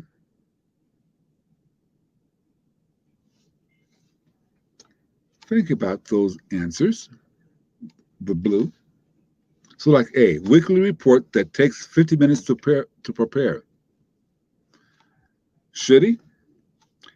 Jack says he could delegate this report to Jim, but it would reveal department figures.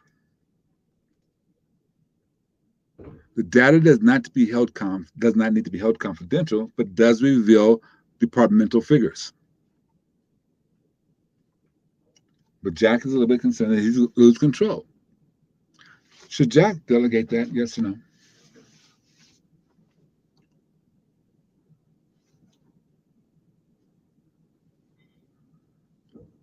I want you to do that for all of those. And I want to see your answers. So like for A, yes, he should. Okay. B, a daily job that Jack enjoys doing. Should he? So say B, yes, B, no, whatever you feel like. Okay. So number 1, Joshua and Jim are in agreement. They know he shouldn't delegate that.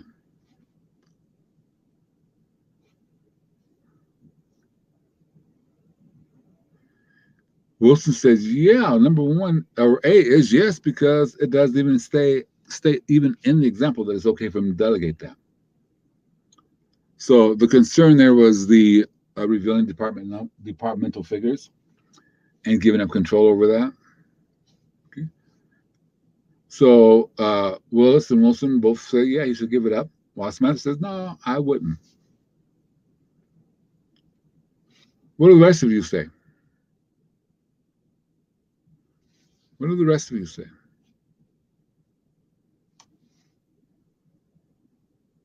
Yeah. It's going, okay, so on B. So Willis has moved to B. And him and Jim all say yes. Joshua says no on B. Joshua, tell me a little bit more. Tell me a little bit more as to why you say no.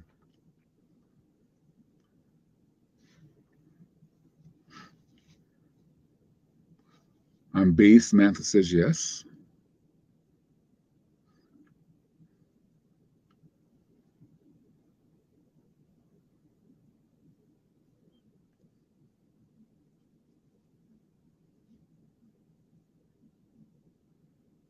Okay. So, you guys, I want to bring this out because so far everybody except for Joshua and myself were on the same page. We think that he might want to keep this and do it himself, not delegate it out, because it allows him contact with his team, quality contact with his team. So I may not be so willing to delegate that out. just because it allows him to have contact. So Wilson's in agreement. No, hey, no, he shouldn't delegate that. It might depend on a little bit more on how much better what is it, Melina can do it. It might depend a little bit on that. Still want to keep that contact.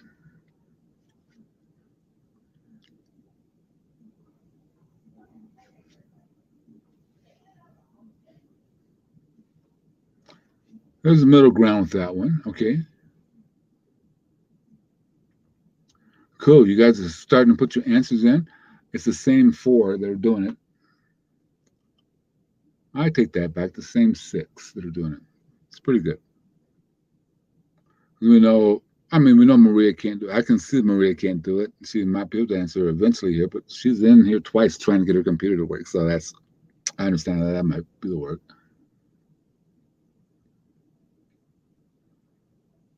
Okay, Samantha makes a good point about that one, about B. If he lightens his load, he might be able to find better ways to be in contact with his team.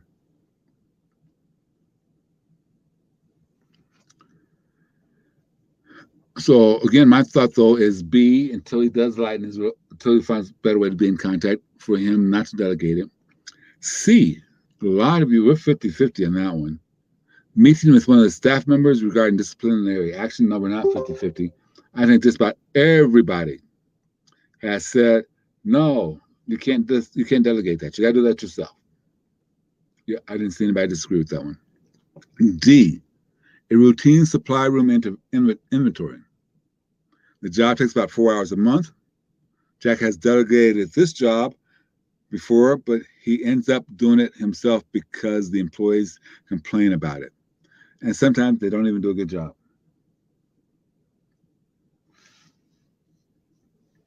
That's a tough one, right?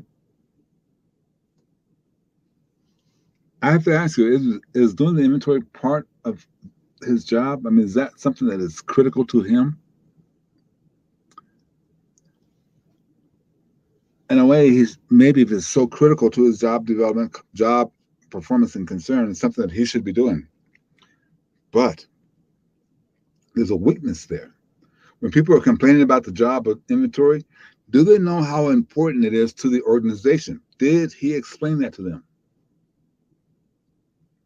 We do this for the organization because of this. We need to have proper inventory so we can make sure that we know how much money we're making or losing so we can properly adjust to it. I'm asking you to do it because you seem to have an eye for the details. And this needs to be detailed right. What it is, what the level of responsibility and authority is going to be, why do we do it for the company or the organization, and then why am I giving it to you? If you explain it like that, you have a far better chance of them accepting it. Okay, even if that person doesn't have an eye for the details, I might just tell them, I'm giving it to you because you need to develop an eye for details.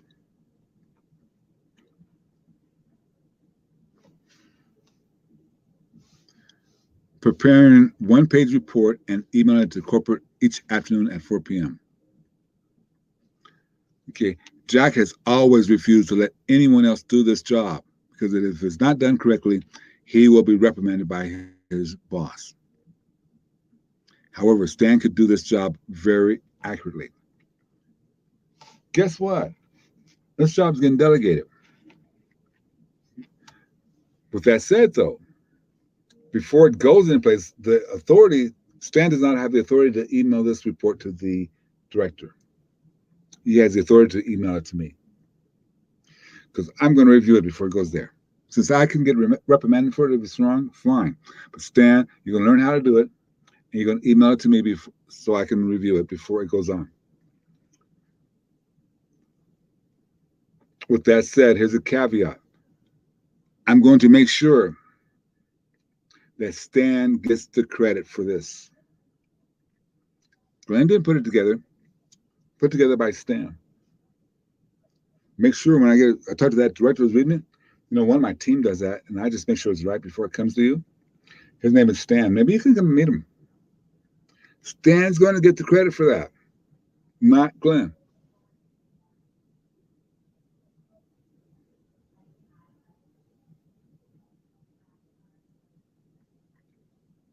Okay, Samantha, I agree with you. Going back to the inventory room, agree with you. Hold the staff for it. Hold them accountable. If they can't do it, hold them accountable.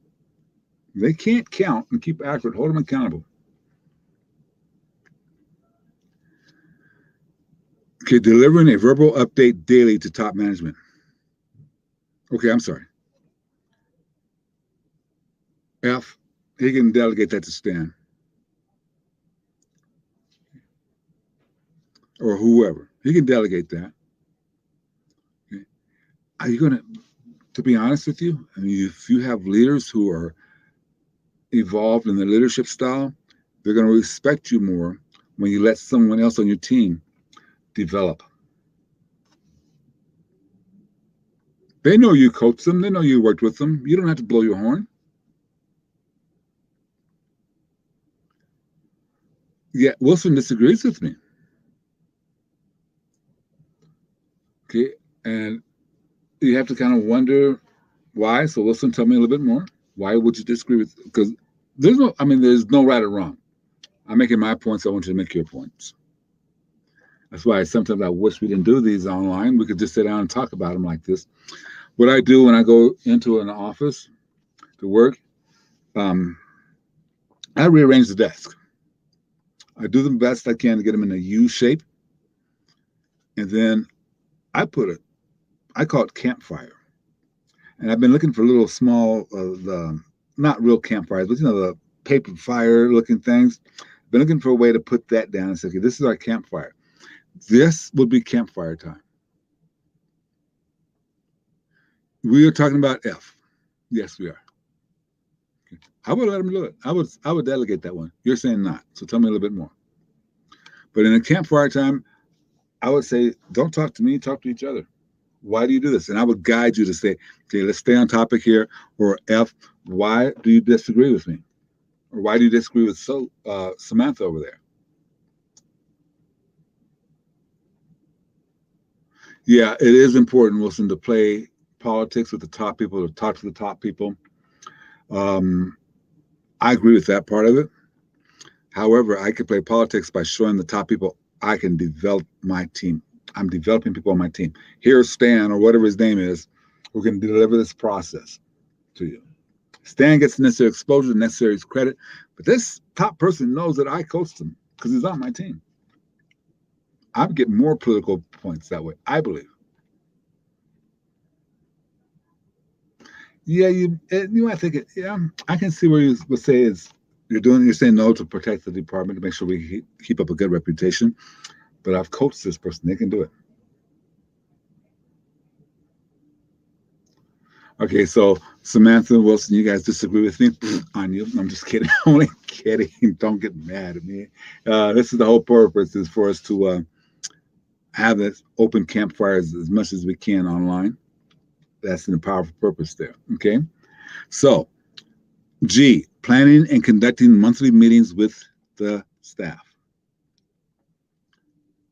I want to make sure that I get an answer from G before I give my opinion on G to everybody. Planning and conducting a monthly meeting with his own staff.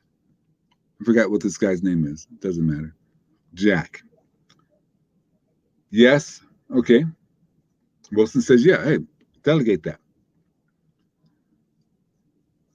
I want to see everybody's response to G. Type that in. Yes or no.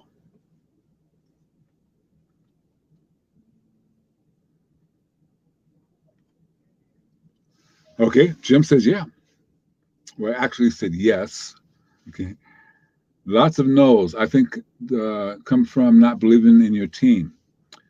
Wilson saying, and that's us to make sure it's up to us. It's on us to make sure that they can do each of these A through G. I tend to agree with you, Willis. See, there's a Wilson and there's a Willis, and I can't sometimes get my mouth to say the right one when I'm looking at it. Ulrich, yes. Come on, the rest of you guys. G, is that something you should delegate? Think about it for a second. Megan, is that something we should delegate? Maria is still struggling to get on here. I can see it popping in and out. But Megan, should we delegate G? Joshua, should we delegate G?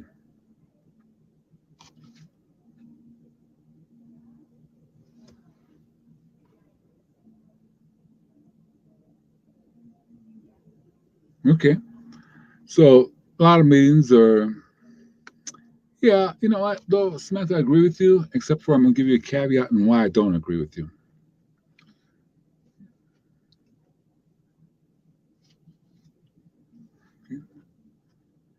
So, waiting on Meredith to put her answer in. Megan to put her answer in. And also waiting for Joshua. What do you guys think? Should we delegate G?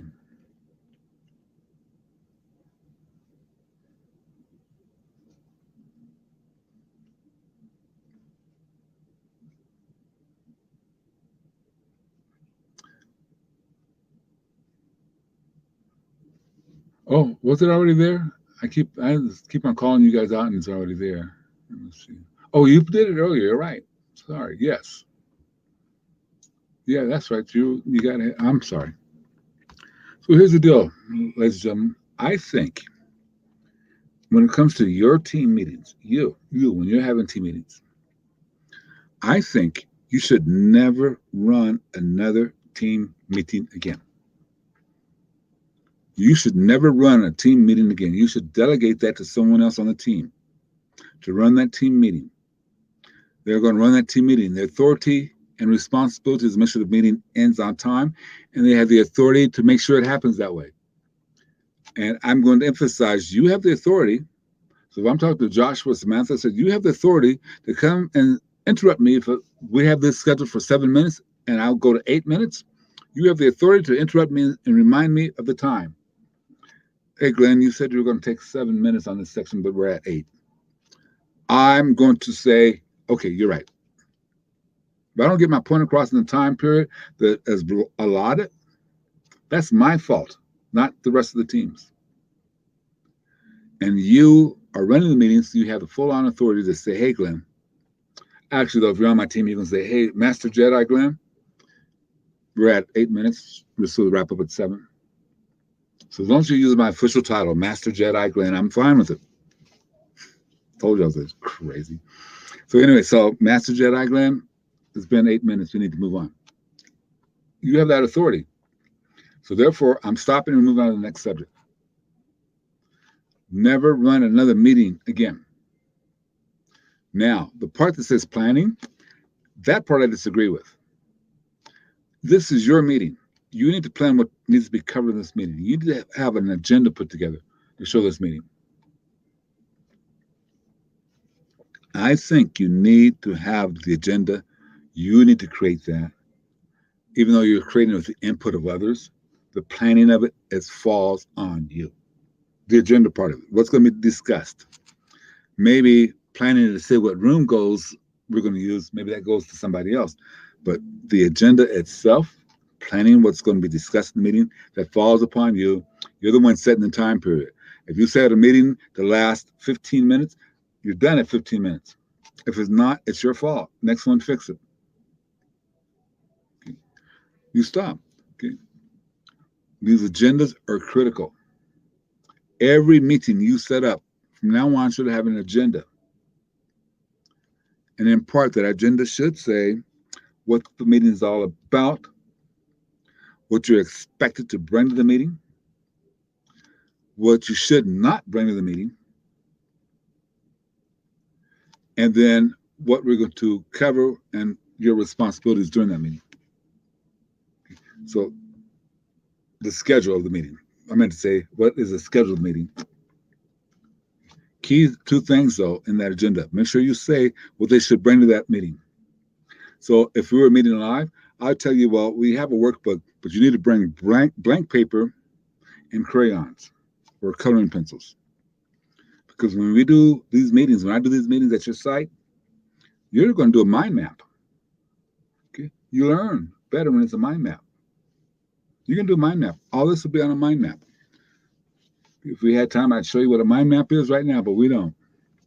It's going to be on a mind map. What you're not going to bring, You're going to bring your phone, but you're going to bring your phone, and it's not going to be to ring out loud. If it's one of those buzzes that buzzes really loud and disturbs everybody, then don't bring it. The idea here is to have these meetings so everybody gets value out of them. The last thing that you're going to consider putting together as a meeting is who is to come and who is not to come. Here's what I'm going to suggest you do. If people you're inviting bring value to the meeting or will take value from the meeting, invite them. If they don't get value or they don't get able to give value, they shouldn't be in the room. So keep in mind, yesterday, we talked about breaking down the walls. You should have no problem having someone come to a meeting from a different department so they can share their input or they can get your input to take back to their team. But say, I didn't realize they had this much to do. They got all this stuff to do. It's kind of tough for them. So G, what I'm saying with G is that you should never run another meeting again. You should never run another meeting again.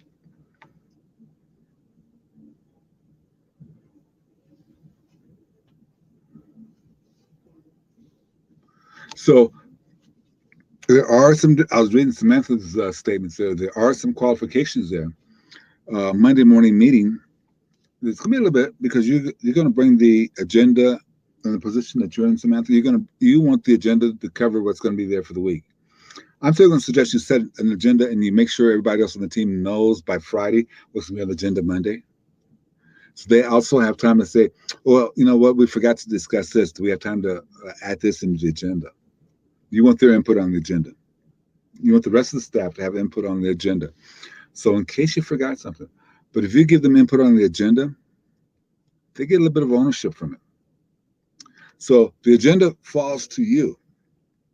Okay. The planning, the running of the meeting, the planning of the meeting and running of the meeting are two different things. You're planning the meeting. You know what the agenda is going to be. And yes, you're going to open that up so people can put their 2 cents in.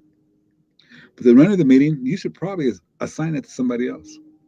Again, the running of the meeting, they have the authority to keep us on time, keep us on track, and have the authority to say, okay, Samantha, we're at minute number 6. So maybe they give you, we're at minute number 5, a high sign, here's 5, 6. You respect that authority you gave them, and you make sure you're done.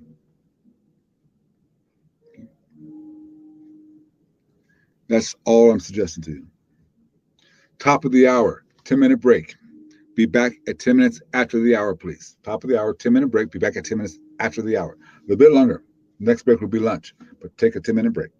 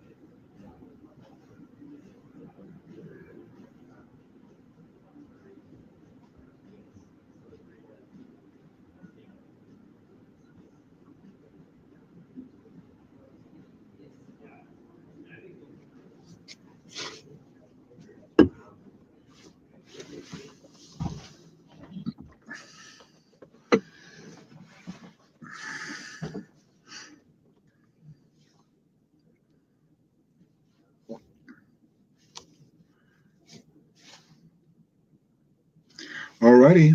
Oh, a little bit more to go.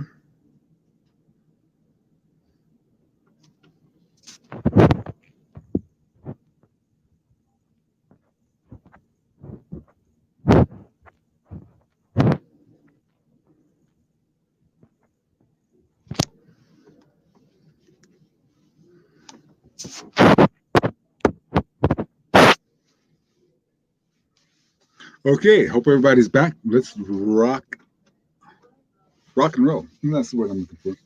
Let's hope everybody's back. So I want you to take a look at the screen. We do truly need to assess our individuals that we're giving these tasks to. You need to take a few moments and look at it and make sure that they're where they need to be at. Okay, where they need to be at. So jump to page number 29. This is a shortened version of what we've been going through, what we talked about. Okay, how to delegate effectively. They list a few bullet points there. They give you a checklist that we didn't discuss too much, but there's a checklist for you. And finally, it says to give clear instructions. Clear instructions. So, what it is, what are my responsibilities and authorities? Why do we do it for the company? And why are you giving it to me? Think about your daily routines, your daily work routines. Think about them. You have 5 minutes, 5 minutes to write what it is. Why are you giving it to me, Glenn, George, Francine, whatever it's going to be? Why are you giving it to me? I didn't say it right, did I? What it is, what are going to be my accountabilities, responsibilities, and authority. Why we do it for the company, and why you're giving it to me. Please try to do it in that format. What it is. What are my responsibilities and what are my authorities? Why we do it for the company and why I'm giving it to you. Your 5 minutes, 7 minutes begins now. And I'm turning off my mic so you don't have to hear me. But I'm here listening, looking for questions. 7 minutes begins now.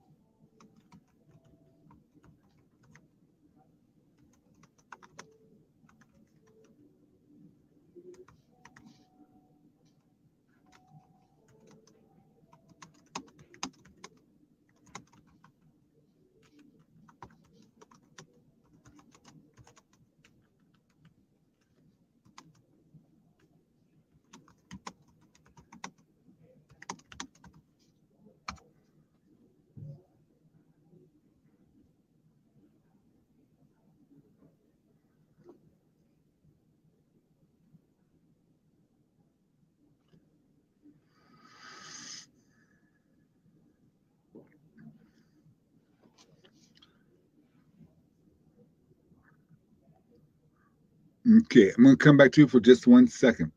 You are going to delegate a task to me. You need to tell me what the task is, what is my responsibilities and my level of authority. You're going to tell me why we do it for the company and why you're giving it to me. 5 minutes left.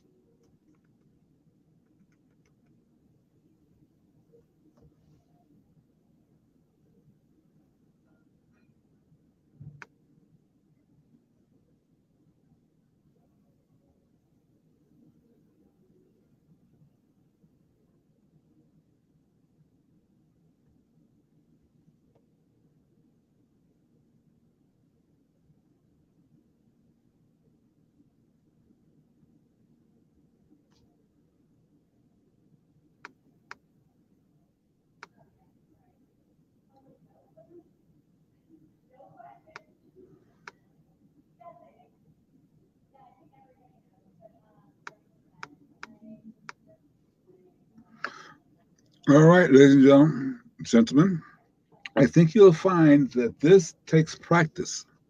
Wilson, you got a really good in-depth one there. Love it. Okay. Which shows me to know how you're going to put this together.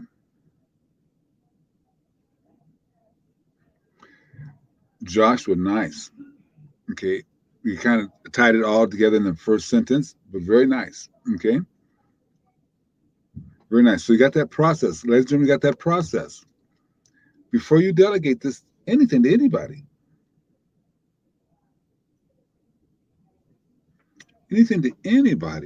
write this down.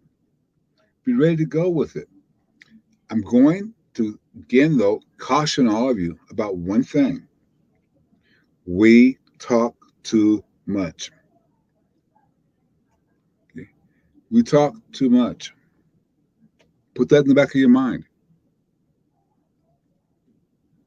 Any questions at all about the delegation process?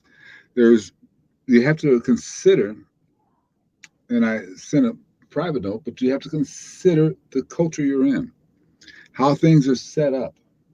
Okay. And most importantly, you have to understand we're not talking about other people's meetings. We're talking about your meetings. We're not talking about other people, how other people run the meeting, how the vice president or CEO of the company runs the meeting. We're talking about your meetings.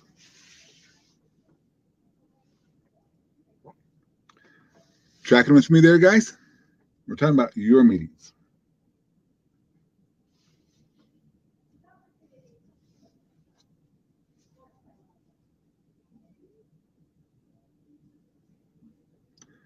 Yeah, you don't want to see me. My camera can be off. You don't need to see me. Okay. All righty. Thank you for that reminder, Wilson. I try to keep it on.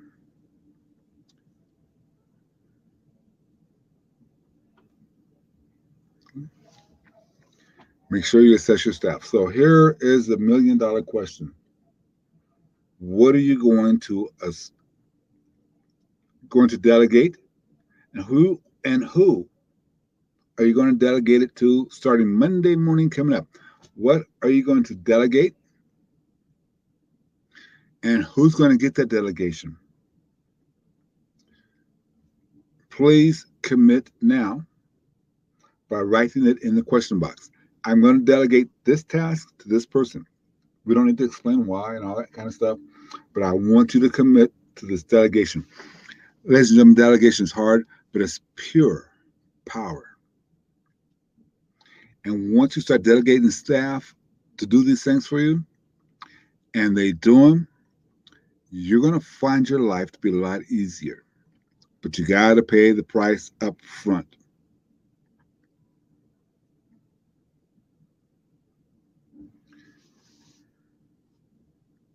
Okay, good.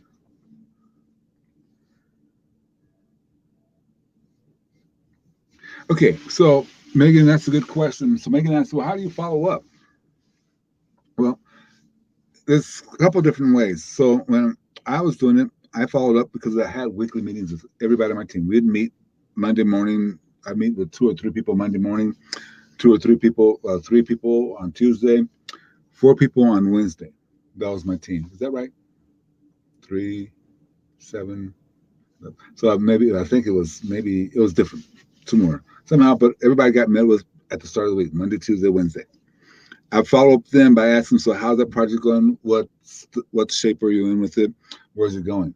That's be my first follow up, first official follow up.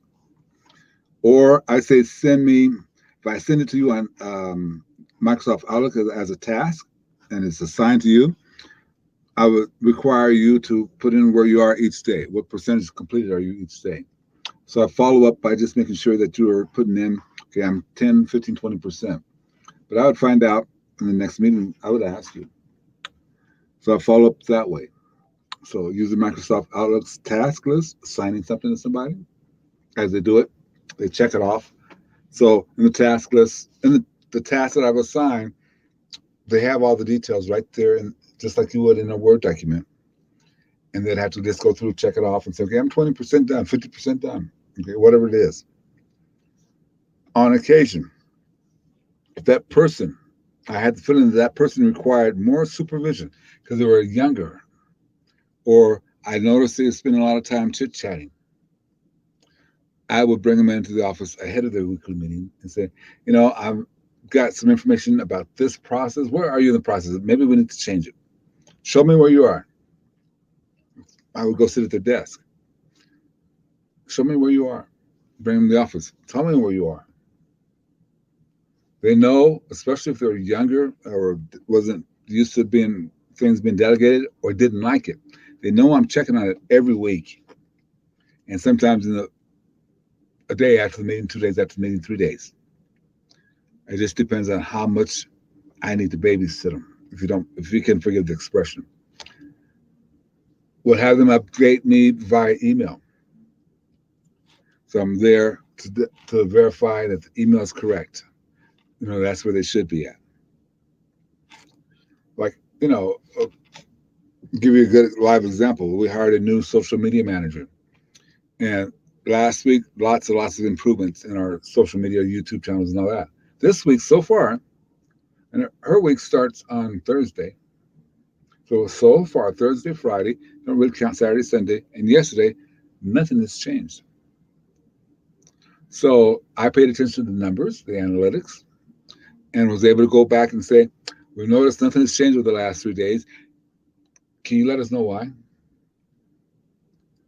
Didn't accuse them of anything, just ask questions. Can you let us know why?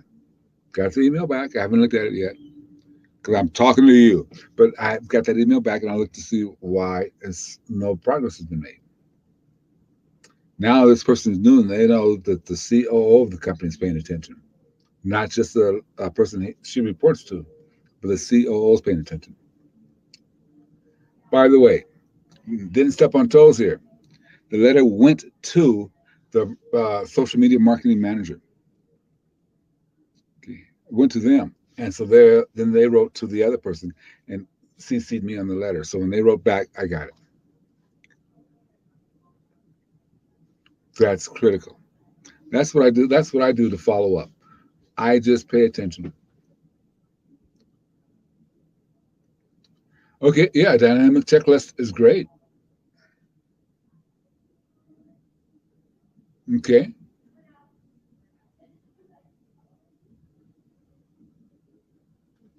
All my company we can't delegate. Okay.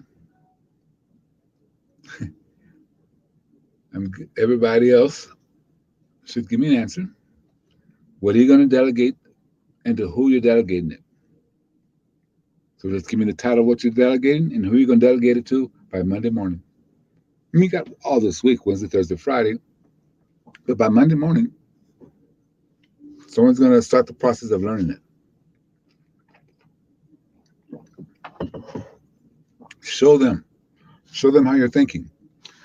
Do it together. Have them do it. Have them do it a second time and have someone else grade it.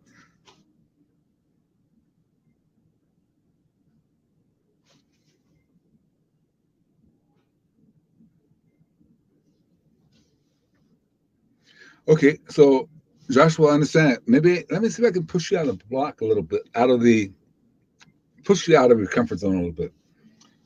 Is it possible for you to delegate one of your truck drivers to help improve somebody else's truck driving habits?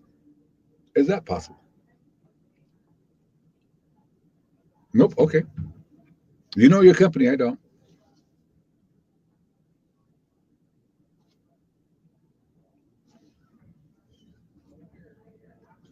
So for the rest, you can tell me what you're going to delegate and who you're going to delegate it to.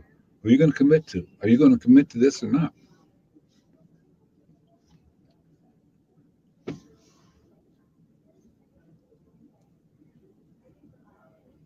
Okay. So weekly incident analysis recap. It says he's going to delegate. He tells me who's going to delegate it to.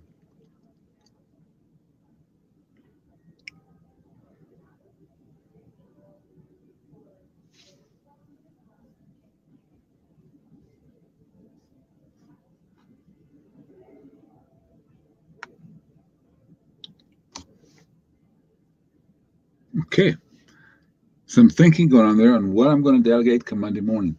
Are you going to step across the line and become delegation king, queen?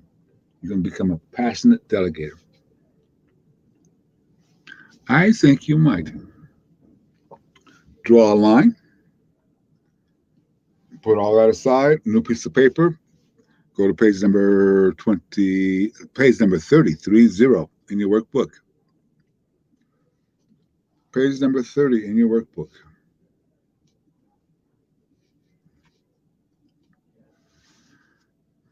Uh, to our page we're going to get to here.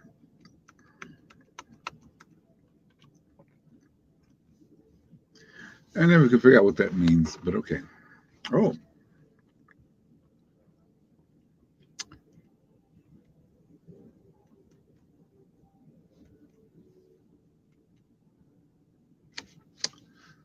all righty.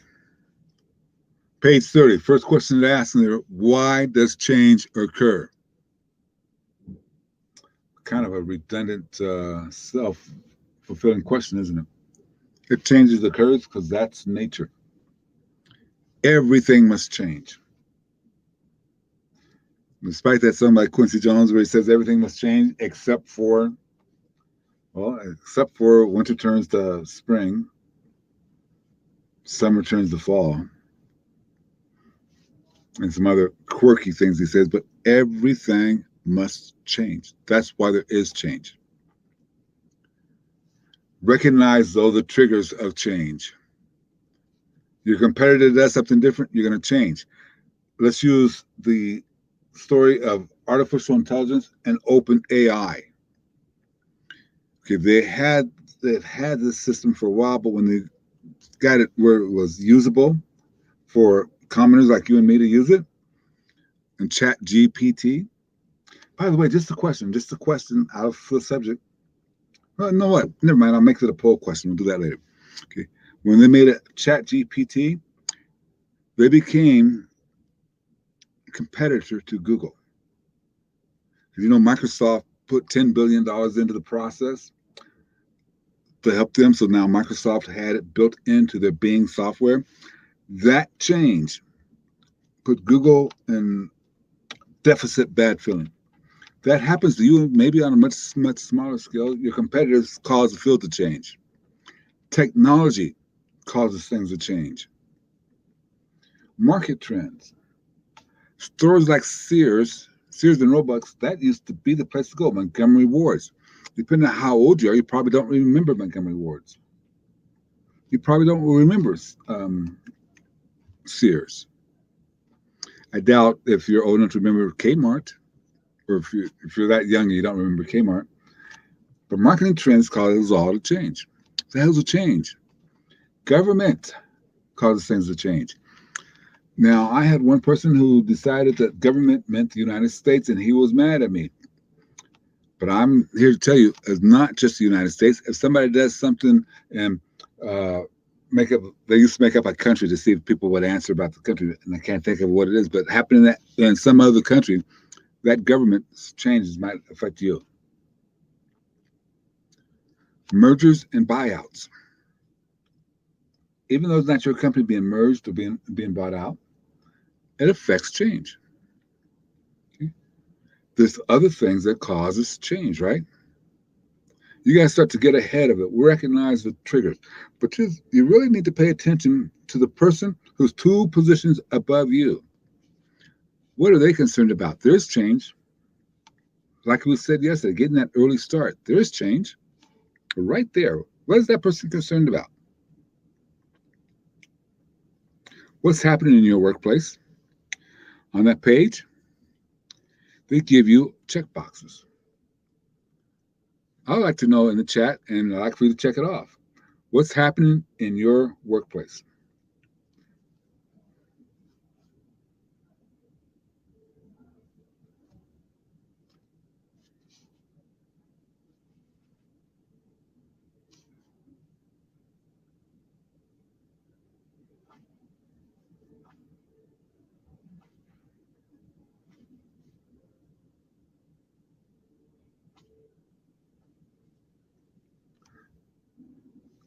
So Dana, you're doing all the company-wide issues. I wonder, push you a little bit.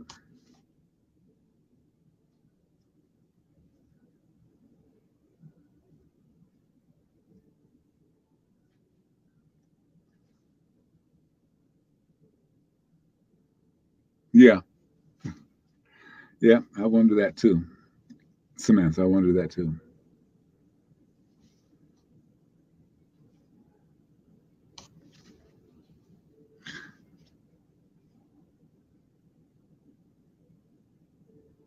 Okay,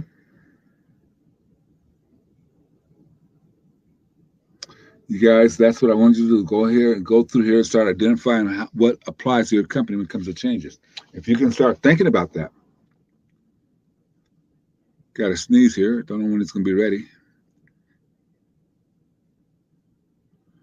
Okay, if you can think about that, you can start getting ahead of the curve on changes. You start getting ahead of the curve on changes.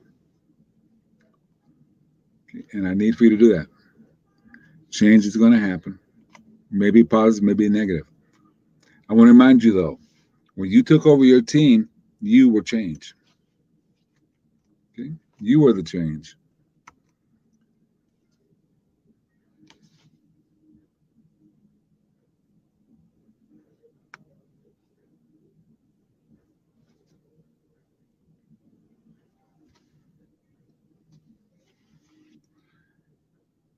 Why I paused for a moment to read a couple of the comments or the questions. There are rules involved in changes. There's not just tribal rules. There's EEOC. There's OSHA.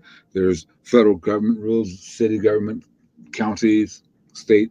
All those things when they change, when something happens, a new law gets passed, a new regulation gets passed, those affect your change. Okay, so that's on page number 31 where they want you to check out that off. They want you to write that out too, so you can become aware of that. Changes, some people just kind of miss it and they don't take care of it. All right, change at a personal level. So we're not talking about the company anymore. We're talking about a personal level. What about you? These things I'm not going to ask you to put in the check in the question box, but I am going to ask you to take a couple minutes now and write this down. Again, emotional intelligence. The first and most important linchpin of emotional intelligence is your ability to self-assess. I want you to self-assess how you reacted to a change that took place. Describe the situation. What was the major concerns? How did you feel about the situation? What do you need right now? This is you. This is not anybody on your team. This is you. Please do not put this in the question box. It's really kind of none of my business. But take 5 minutes, start in here in like 2 minutes, and fill that out. And then also check off in the checkbox down below, being aware of your own responsibilities. Turn off my mic and camera for 5 minutes, starting now.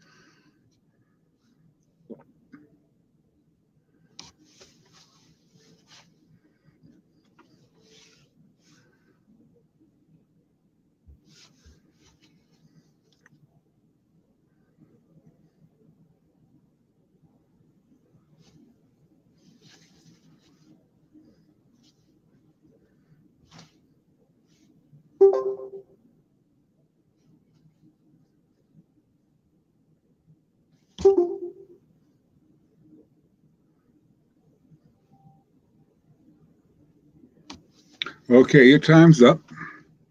I hope you did that exercise so you can start having self awareness of where you are, where you stand.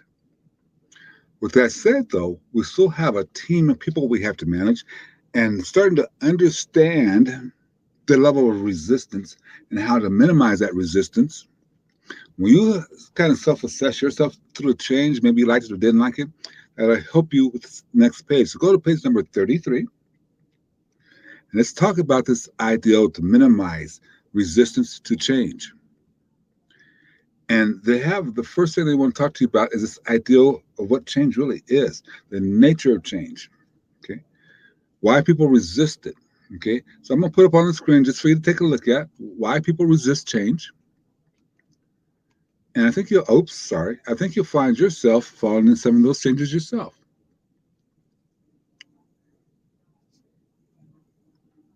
Okay.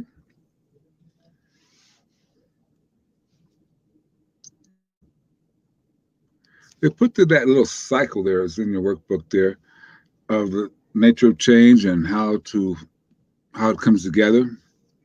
First thing, people kind of deny that's happening. There's denial. Then there's some level of resistance. Yeah, no, there's no change coming. But then it becomes, well, I'm not going to change. But then they move into this acceptance page once they kind of get used to the change. Once they kind of get used to start to accept it a little bit. And then if you're lucky, they will commit to it and support it. So people, for example, instead of using pivot tables in Excel, you're going to switch now and have your team do H lookups. You're going to have someone say, no, I'm not doing that. No, I deny that. We don't need to change. There's no need to change. We start to make the change and they resist it. No, I don't need to learn that. I'm doing just fine this way. I'm resisting that change. Then it moves into, well, wait a minute, that's not such a bad idea. I can do that. I'll do it. I'll try it. I'll get it done. Then it moves to the point, yeah, this is great. Let's talk about this. Let's get this done. And then about that time they accept it, a little ways down the road, it's time for another change. We have to pay attention to that and be aware of that cycle. So they have a little bit further down the page, 4 steps to minimize resistance to change. Okay. Explain why it's needed. Explain what it is and why this change is needed. We oftentimes don't do that. When a new policy comes down from HR, we oftentimes don't explain why that new policy is needed. Sometimes, for me anyway, it was because I didn't know what it was or why we needed it. Okay, I'm going to find that out. Okay, let the employees help to decide what to do, how to do it. What to do, how to do it. So again, on the spreadsheet issue, what to do, how to do it. I want them to help me figure that out. I want them to take ownership. And by them helping me figure out what to do and how to implement it, they take ownership. So it makes it a little bit easier. That information's got to flow back and forth. What I would suggest you do, make sure it flows from the team more than it flows down from you. Have that team tell you more than what it flows down from you. Have it flow up to you. Openly acknowledge what is needed. We need to change, and here's why. Okay. Here's what we're changing, but also here's why we need to change. Questions or concerns, ladies and gentlemen?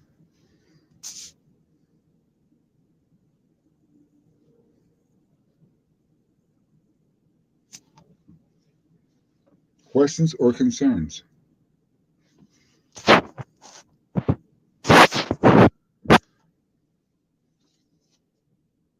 We're going to take our lunch just a little bit early. A lot earlier, about 30 minutes earlier than what we did yesterday. But here's why. I got to drill you more. I got to get you to be more Have more fun when we come back. Okay. I got to get you to share some of your stories and some of your experiences as a leader. The last 3 hours of the day are the type of things that I kind of consider soft. Well, I don't consider them soft skills, but a lot of you may consider them soft skills. Okay. We still got to work a little bit more on the managing change. So we'll do that. And then we'll finish our lunch break. No, you know what? I want to put those inside of the soft skills after lunch. 1 hour lunch break, please. So it's 12:50. Pretend it's 1 o'clock. Oh, sorry. Pretend it's 12 o'clock your time. Pretend it's 12 o'clock your time. Don't go crazy. Um, okay, Samantha, I'm going to share your question with everybody. I'm giving you 2 extra minutes here. So, um, her question is: at what point do you figure out that you're spending too much time with somebody? You spent enough time with them. I hate to say this, you're not communicating with them more than likely in the way they need to be communicated with. You're probably communicating in the way that you're used to. They need to hear it a different way. So if I'm your leader, I'm going to say there is really no time. Unless you come to me and say, we need to move them to this department, they need to, because they don't have the skill set here, they don't have an understanding here, they're not mature enough for it. You have to give me solid reasons as to why they're not getting it done. You have to give me solid reasons. And so that means you got to look at yourself. Did you communicate it all the way through for them? Give me solid reasons. Okay. Also, though, Samantha, I think you said you're part of Prior Plus. That sounds like a dealing with difficult person as well. Go online if you are and take the dealing with difficult people. Take it live when it comes online again. Okay. Or when it comes to your city, your nearest city. Do me a favor, real quick, though, Samantha, before you walk off to the lunch break. Everybody else go. Samantha, would you mind putting your the name of your tribe in there? I'm curious. Okay, everybody, see you at what would be 12:50 your time, 1 hour, 12:50 your time, where we'll pick up, and that gives us 3 hours and 10 minutes for the afternoon. 12:50 your time. We'll see you.